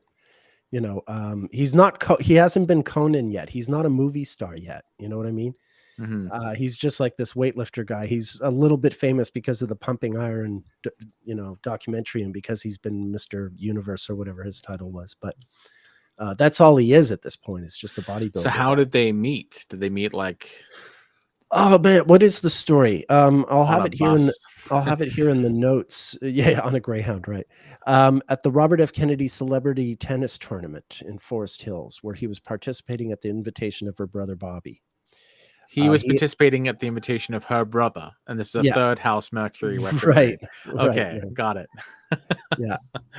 All right. So I was just wondering what the 3rd house connection was. I'm like, because all right. So everyone watching, if you don't know, I mean, I think it would be very hard to follow this live stream if you didn't have enough knowledge about astrology. But yeah, the 3rd house is about siblings primarily, but secondarily about mobility and transportation, modes of transportation, learning, communications, mediums exchange, media or education. So it has sort of some of these mercurial sort of qualities as well. Right. He also he does have Mercury right on the ascendant, and that's the thing. Right. It's kind of like with Bush. You see that, if Mercury's rising, then you see those Mercury retrogrades really pop, if you will. And then there's a second one 6 years later during another Mercury retrograde in Virgo. This is when he becomes a U.S. citizen. And this is just before he films Terminator. He has done Conan, I think. I think Conan is out. So he changes his national allegiance. As the Mercury retrograde. I remember this is a future governor of California. Right. Yeah, this is kind of important. Yeah, this isn't just some actor. This is a future governor of California becoming a U.S. citizen. So it's kind of right. Yeah. That is so interesting. So you have Mercury, going from being an evening star to changing into a morning star. So switching sides, as it were, and that is happening right on his IC. That's fascinating. So we have those. Not only 3rd house significations, but also 4th or IC based significations. This is amazing. And keep in mind, his natal Mercury isn't only rising. He was born about 5 days after it had stationed direct. So he's got this very slow. Everyone's got an Arnold impression, right? That's what I was thinking. Yeah. He's got a slow moving Mercury stationing direct, and he's literally famous for speaking English poorly. You know what I mean? Like it's part of his brand. Right. It's part of his brand. Yeah, it's this sort of catchphrases, Right. Everyone chill out. Right. And they're not just catchphrases. They're such idiomatic catchphrases that sound really peculiar with a foreign accent. They're phrases that sound really natural in a North American accent, but with that Austrian accent, they suddenly sound like really.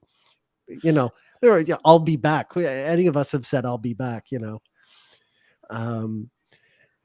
Patrick, where are you going? I'll be back, Mom. Right. It's something any of us say any day, but he says it and suddenly it's this remarkable phrase. Anyway, this is, that's Schwarzenegger. And then going back to the Kennedys, because I have kind of a Kennedy theme here. Put the cookie down. Right.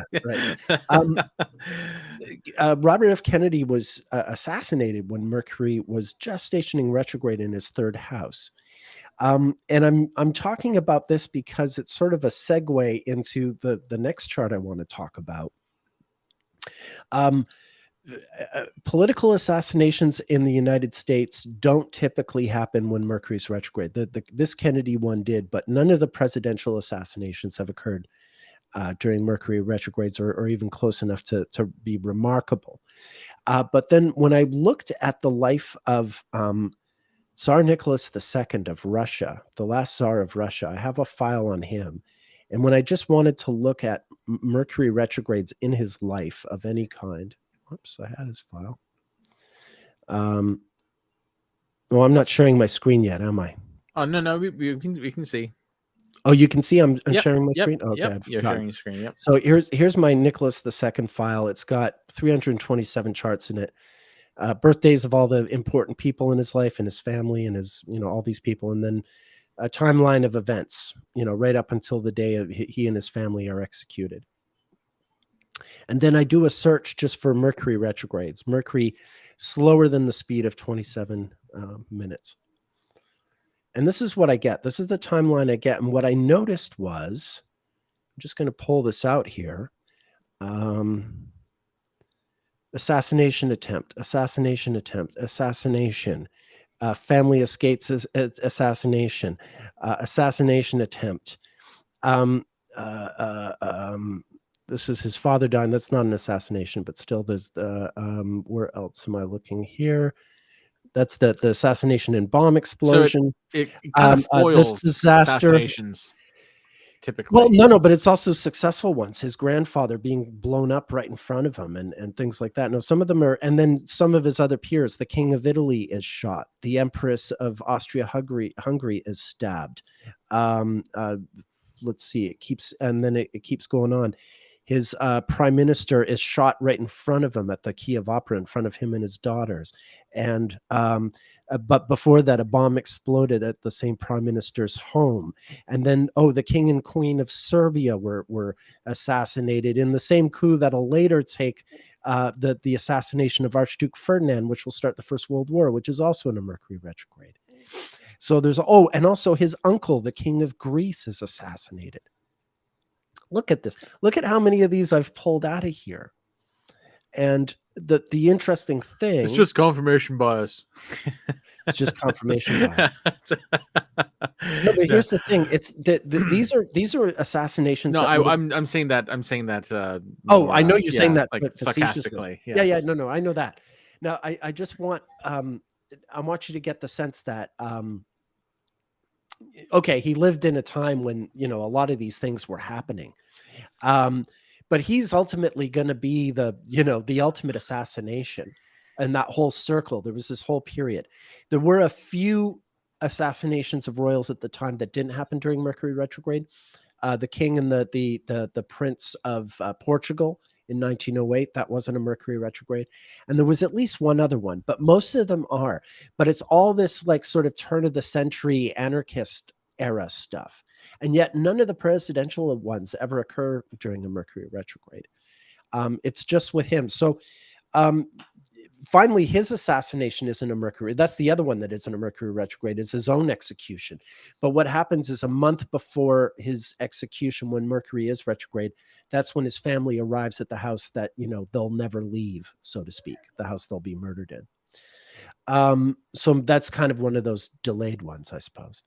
Anyway, I just thought this was, to pull up that timeline and to pull out all those specific subjects. And just to go back to his natal chart for a second. Where is he? There he is. So he's a Virgo rising. And these are Mercury retrogrades happening all over his chart. I mean, obviously you could do a whole video just talking about the the different Mercury retrogrades and with these different assassinations. But yeah, this is something that, followed him around everywhere, if you will. And it's like all those other murders that happened prior to him, they affect, some of them happened to people in his family. like his grandfather, like his uncle. But some of them are just happening to his peers, which is Mhm. also concerning because in his shoes, he knows those things are contagious, so to speak, and indeed they are. In his case, as much as anyone else. All right. Did you have a fourth house one? So kind of. So for Edward Snowden, do you have Okay. his chart?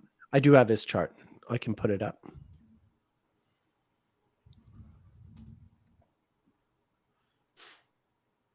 So I thought it was kind of interesting. Um, I knew that he was a Gemini rising, and so I knew that Mercury retrogrades in Virgo should involve like either changes in his home status or in his issues with parents or what have you. So I Right. looked.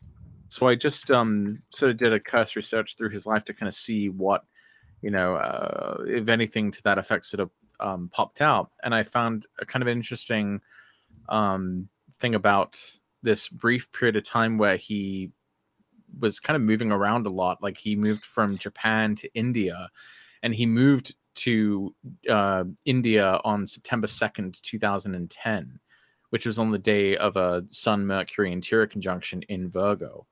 And while he was there, he was taking these like ethical hacking classes.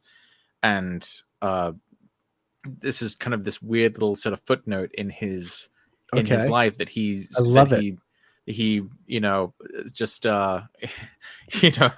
changed his living situation, so sort of abruptly. And he didn't stay there very long as far as I understand, but apparently this is a very important period for him because he sort of came into contact with these classes, these teachers who were teaching these sort of ethical hacking training courses or what have you. So this seems to be sort of important. Then the reason why this kind of stuck out to me as well is the fact that even though it doesn't seem to have a direct relevance to fourth house matters, in September 2016, that's when the movie about him is released. Right. Is in September 2016, which is during a Mercury retrograde in his fourth house. Right. Now, knowing that he's always the issue of home and house for him is a tricky one, for him, because he's had to move around so much to sort of cover his tracks and to be sort of living discreetly or privately. Mm-hmm. I just wonder if, because of the sort of renewed attention on him because of the publicity around that movie in September 2016, if this, for whatever reason, sort of caused him to have to move around, but I didn't really have that information. So No, I I think just, I think he's been in Moscow since then, right? yeah, I think Really, so. by the time the movie came out, he's been in Moscow, and I don't think he's left. I mean, I can only imagine things must be weird now with the war going on. Right. I mean, that's got to be awkward, like right. I can't imagine exactly, what it would be like to be him, but yeah, no, I'd be scared now, I mean, it's kind of a random one, but it was something that kind Yeah. of stuck out to me as No, being pretty clear. it's really interesting. I've got his biography, but I haven't read it yet. But I know, I kind of know the period you're talking about. So here's this conjunction down in the fourth. I mean, the fourth house is the private life, right. Like, I mean, just as much the 10th house is the public one. Perfectly square, this interior conjunction perfectly square is natal Mercury, which is right on the ascendant. And also, we're heading into a red 2 at this point. That like he's starting these courses. This Venus at 25 Libra is going to go all the way to his moon. Here, let's just go ahead week by week and using the time machine here. There it is. There's Venus going into Scorpio, and then it's going to go retrograde just after, just as it's going to catch up to Mars there. It stations retrograde on his moon, and then it goes backward and stations direct right on his Saturn-Pluto conjunction. And this is when he's learning ethics. He's learning about ethical hacking. Yeah, and all this stuff. I mean, it's just so interesting, right. To pinpoint his timeline to this period right here. Yeah, there's this whole article about it saying the instructor said he made no secret about his work for the NSA. well, he didn't describe the specific purpose of his visit. He did say he wanted to squeeze in some computer coursework while he was there. There's a U.S. embassy. It's like 6 miles from the school. He paid this tuition fee and lodging fee himself. So it's sort of random, but it's in line with what we sort of later know about him, which is that he was he did ethically hack. I think I speak for most people when I say I don't really see him as a traitor to the United States. I think he was an ally to the American people. Yeah, I mean, disclosing what he knows. Yeah. I just wish he disclosed, what we know about UFOs, and UAPs. Right. But I'll take the surveillance programs on. Where did he go again for this hacking class? This was India. New Delhi. I can send you the link that I'm looking at his autobiography. Okay, he doesn't mention New Delhi or India. Here's this. I just sent you the link to it. Okay, thank you. An article. What was Edward Snowden doing in India? And it gives us this date, September 2nd, 2010, when he went there. So okay, he doesn't mention it in his autobiography. I'll have to. Yeah, I've been meaning to read it, and it's sitting there on my bookshelf like so many other things. But okay, I know for myself, for another kind of Mercury retrograde in the 4th house type of story. I was born with Mercury retrograde in the 4th house in Scorpio. Yes, you were, yeah. And I've lived in many different countries. Well, 3 3 different countries. I've lived but I did I attended about 12 different schools in my early education, due to all the moves and everything sort of being topsy-turvy, sometimes multiple times in one year. So there was that sort of element. Our house was full of books. I devoured every book in our house. There was that sort of element of Mercury retrograde in the 4th house. But with Mercury transiting retrograde through my 4th house, there was a Mercury retrograde in, I believe, October of 2020. Mercury retrograde in Scorpio in 2020. And it was kind of interesting because earlier in that year, my wife and I were at that point trying to move out of Phoenix. And we had the house all packed up and we thought we were ready to sell. But then it turns out there was like this giant problem in one of our bathrooms that needed to be fixed before we could really put the house on the market. And it was going to take too much money to fix. So we ended up having to take the sale off. And I remember at the time my wife was asking me, like, what does it say in our charts, about this move? And I said, honestly, I would not have predicted that we were going to move based on these transits. And then, of course, everything happened that caused us to have to pull out. But I said, however, we do have that Mercury retrograde in October of 2020, which there should be something surrounding this topic of houses. But, I don't know what it would be, since we're done, basically with the idea of selling the house. But October 2020 came around, and somehow we got the idea that, well, if we refinance the loan on our house, then we would be able to fund the fixes which are needed for the bathroom to be able to sell it.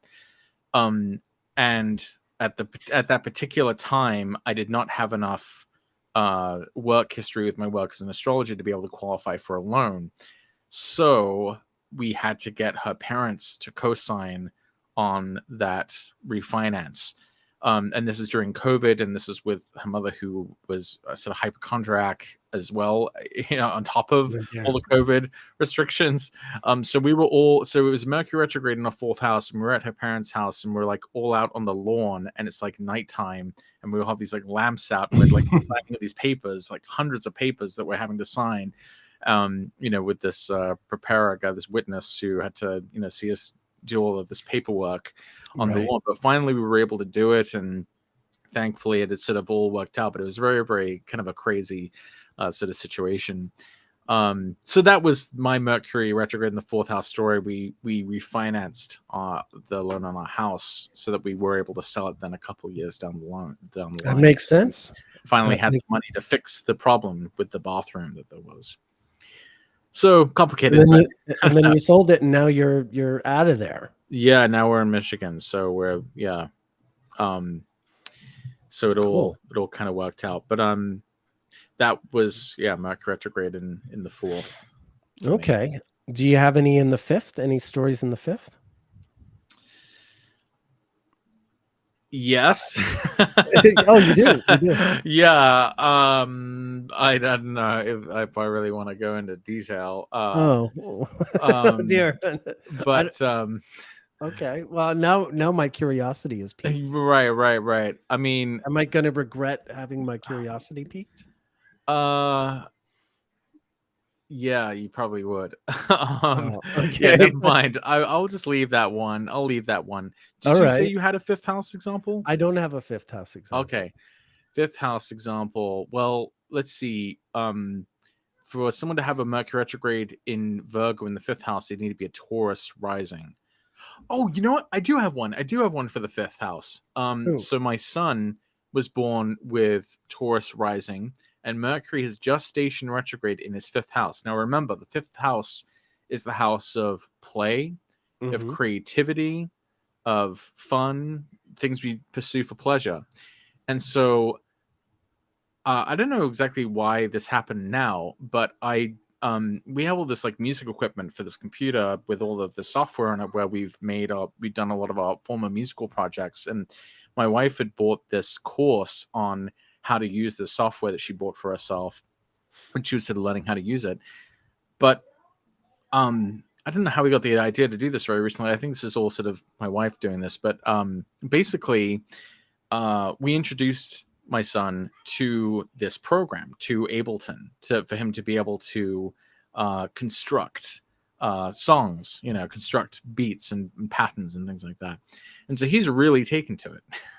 Nice. He's really, so he's already made like a few little like songs, that he's shown us that are really interesting. And I think of myself at his age, at 9, and I never would have been able to have made something like that without that sort of tool. Like I think of what I might have done with that kind of software if I had that in my hands at 9 years old. So he has that now, and he's like really, I mean, to the point where just the other day he like got up at like 6 a.m, and the first thing he did was go down there and get on that computer and start keep working on his little tunes he's working on. So I thought that was pretty amazing. With Taurus rising, Mercury stationing retrograde in his fifth house, and he comes into learning how to use pretty quickly. He like caught onto this really quickly, how to use this music making software. So I think that's a great fifth house Mercury type of experience. For sure. I'm gonna pull up one. There's not necessarily anything specific to talk about, but maybe this is one that we all keep our eyes on because this is someone who tends to be in the news. I was just looking at like sort of people who are Taurus rising, who are like in the public eye these days. And Joe Rogan first of all, he's a red 5. He was born with Venus retrograde. It was in Virgo back in the day. He's a year older than me. And of course, there's the Venus retrograde. The same red 5 we're in now is in Leo.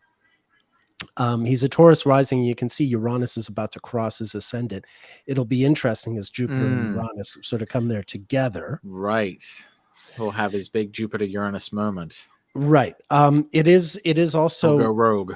Right. As I mentioned, he turned 56 just a couple of weeks ago, and 56 is the double Venus and nodal return. So Venus, you can see it's a whole sign apart, but as you know, cyclically speaking, that's a synodic Venus return. Just he was born with Venus as a retrograde evening star, well, of course, this is a little bit after. For a second, I thought I was looking at his solar return. If I go back to his birthday. Yeah, there we are. So you can see Venus has gone from 13 to 21. There we are. But yeah, now that we're where we are with the Uranus transit on the ascendant, we're back in the Venus retrograde he was born under. And there's Mercury retrograde in Virgo. And at 46... Yeah, right. He's in a Capricorn perfection year. Okay. Well, anyway, He's Wow. I'm just sort of he might be someone, if he's often turning up in the news saying something Mercury retrograde. Right. So Well, I also think it's so funny that like him and Alex Jones both have that Sun Jupiter conjunction, and oh they, yeah. one's like, one is like full on conspiracy theory. The other one is kind of conspiracy theory adjacent, conspiracy Right. theory floating. And Alex Jones is a red 4, isn't he? And I don't Joe's a red 5. recall. I believe Alex Yeah. Jones is a red 4, and Joe, of course, as we just saw, is a red 5.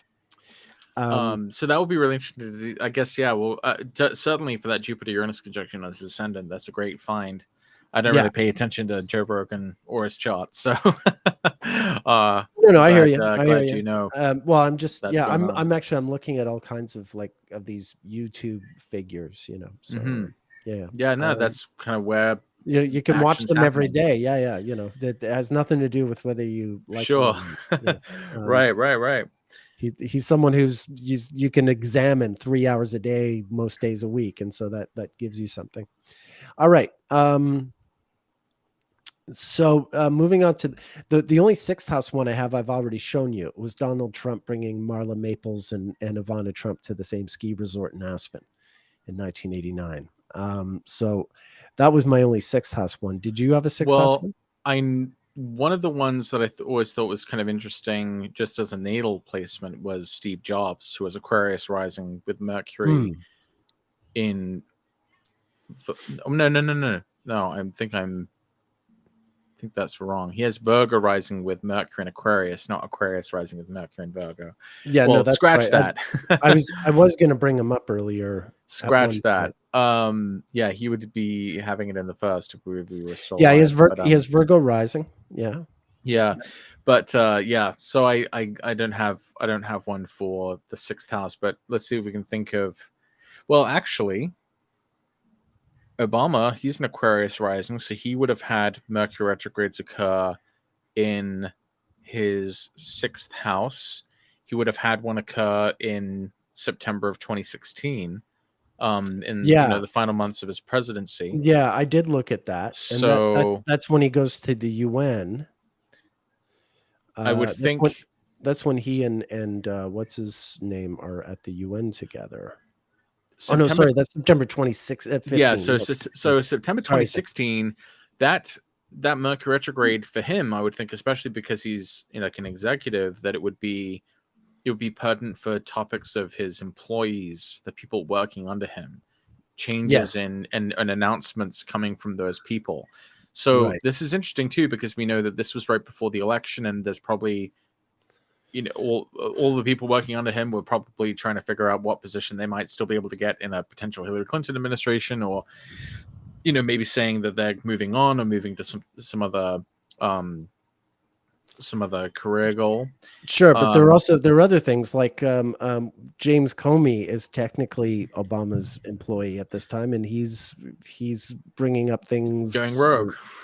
Going rogue, as it were, and yeah, there are funny things happening in Obama's, but Obama, Virgo is Obama's 8th house, not his 6th house. You're absolutely correct. Yeah, no, but I kind of went along with you until I could. Put the chart up it is a. I was busy looking for the chart, and then as soon as it is a Mercury retrograde after all. Yeah, there you go. So Thank you. Mercury retrograde. Okay, so that's. Let me look at Obama's, since I have his file up. I guess we're looking at 8th house examples. We'll come back to the 6th or something. We'll look for Mercury in Cancer. Are you seeing my screen? Yeah, you're seeing my screen. I'm seeing the screen. Okay. And yeah, I used 27 minutes. It's a bit closer than that. I give it a little wiggle room. So these are all the people who have Mercury retrograde in Cancer in Obama's life. There's no events in my file. You can see like Sonia Sotomayor, who of course is a big old Cancer stellium with Mercury retrograde in Cancer. Right. Clarence Thomas, it's another one. But yeah, not really sort of remarkable. So nothing to see there. Okay.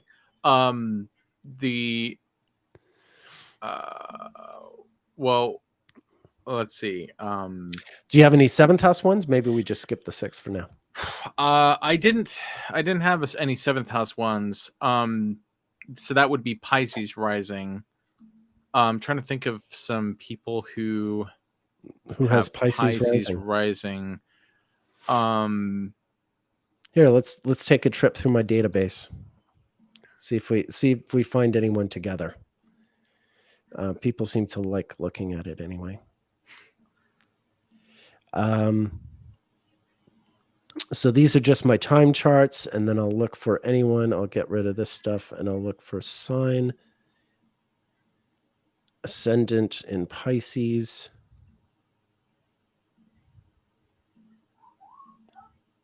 Well, of course, it'll give us a bunch of ancient examples, but we'll look at more recent people like Whitney Houston, Gwyneth Paltrow, Kourtney Kardashian.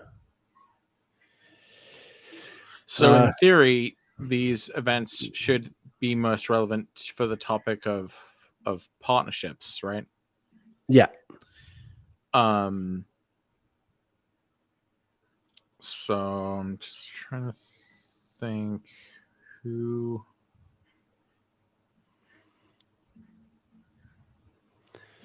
Off the top of my head, these are the only people I can imagine seeing headlines about. Yeah, this is part of the problem. Is some of these things happen, but no one's like I don't know what's going on in George Clooney's life, and I know he's married with a kid now.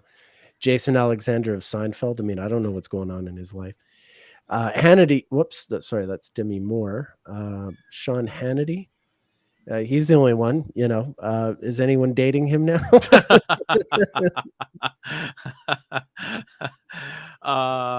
Yeah, I don't know, but I also don't want to know. Yeah.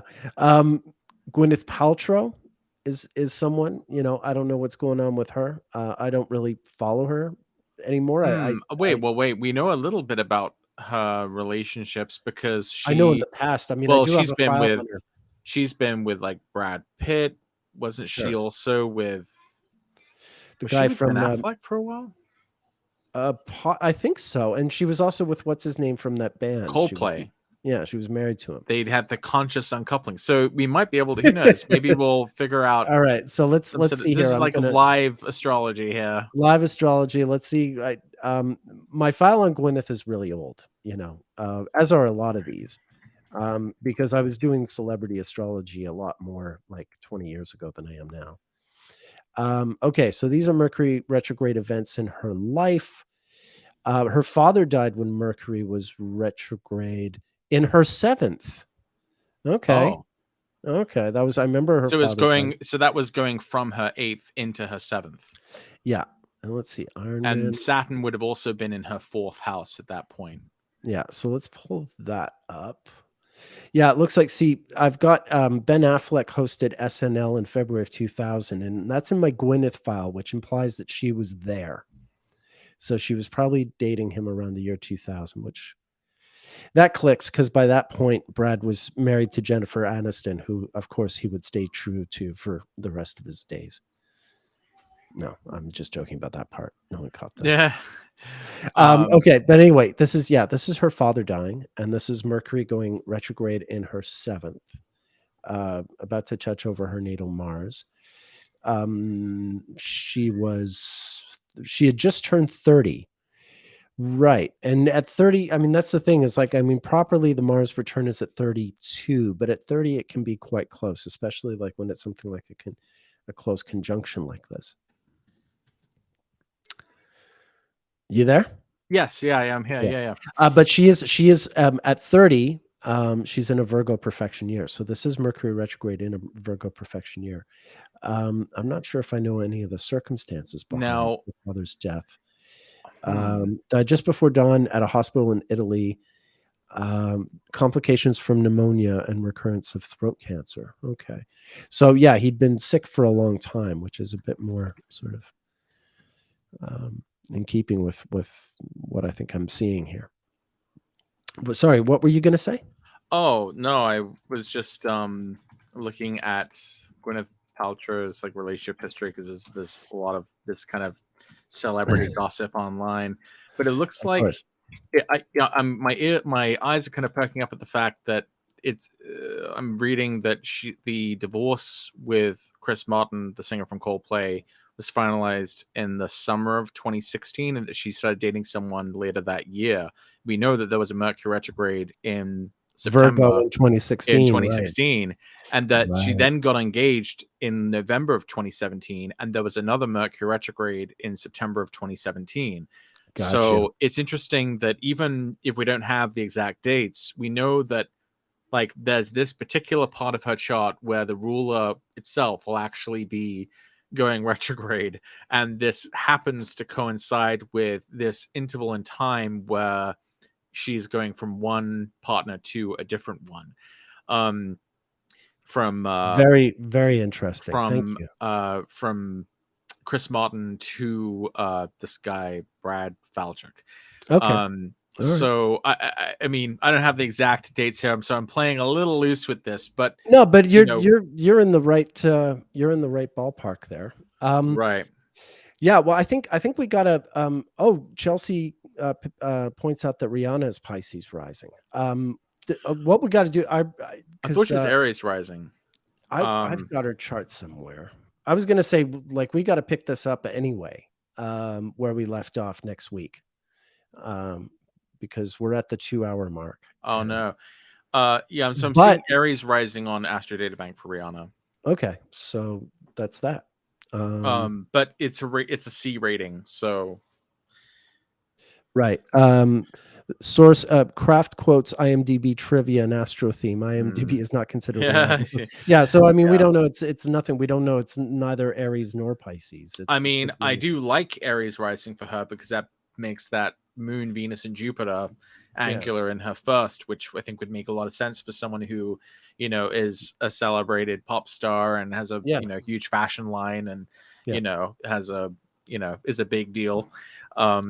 So that would make sense, but I think but we don't know the exact time. Look, I think this is a good place to sort of put a bookmark and pick this up next week anyway. Okay, so we'll maybe circle back around for like 6th house examples and work our way to the 12th. and work our way to the 12th. I've got some good 10th and 12th house examples, but I'd like more time to do more research too, and you can as well. I think people are enjoying this. I get the impression there. Hopefully. Well, they really like the Venus one, so I thought, well, if they like the Venus one, why not try this with the Mercury one? So the Venus one was super popular. And not that we do things just because they're popular, but we thought, that if people enjoyed that one, it'd be interesting to. I mean, I thought the idea was interesting just to see for myself. You know, I always this is how I learn astrology. Exactly, is by it's the whole idea of this live stream is really to watch us sort of learn and watch us do what we do. So, yeah.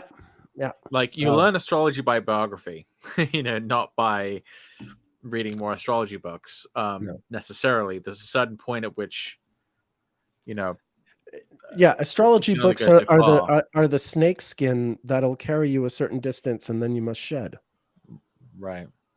Well, I mean, I haven't entirely stopped, but definitely like, early in my study, I read just book after book after book after book. And then at some point I was like, okay, no, I'd rather spend my time doing my own research. Occasionally I'll go back and read something or what have you. But it's not like that, you know, as I'm sure most of our listeners can attest, it's probably a similar experience when you really get interested in astrology and you just read as much as you can. I meet a lot of people who have that path, as it was mine. All right, Patrick, who are you? I'm Patrick Watson. I'm an astrologer. You can see my work and book services with me if you are interested in looking at your chart or asking a horror question or having your chart rectified or having events selected at patrickwatsonAstrology.com.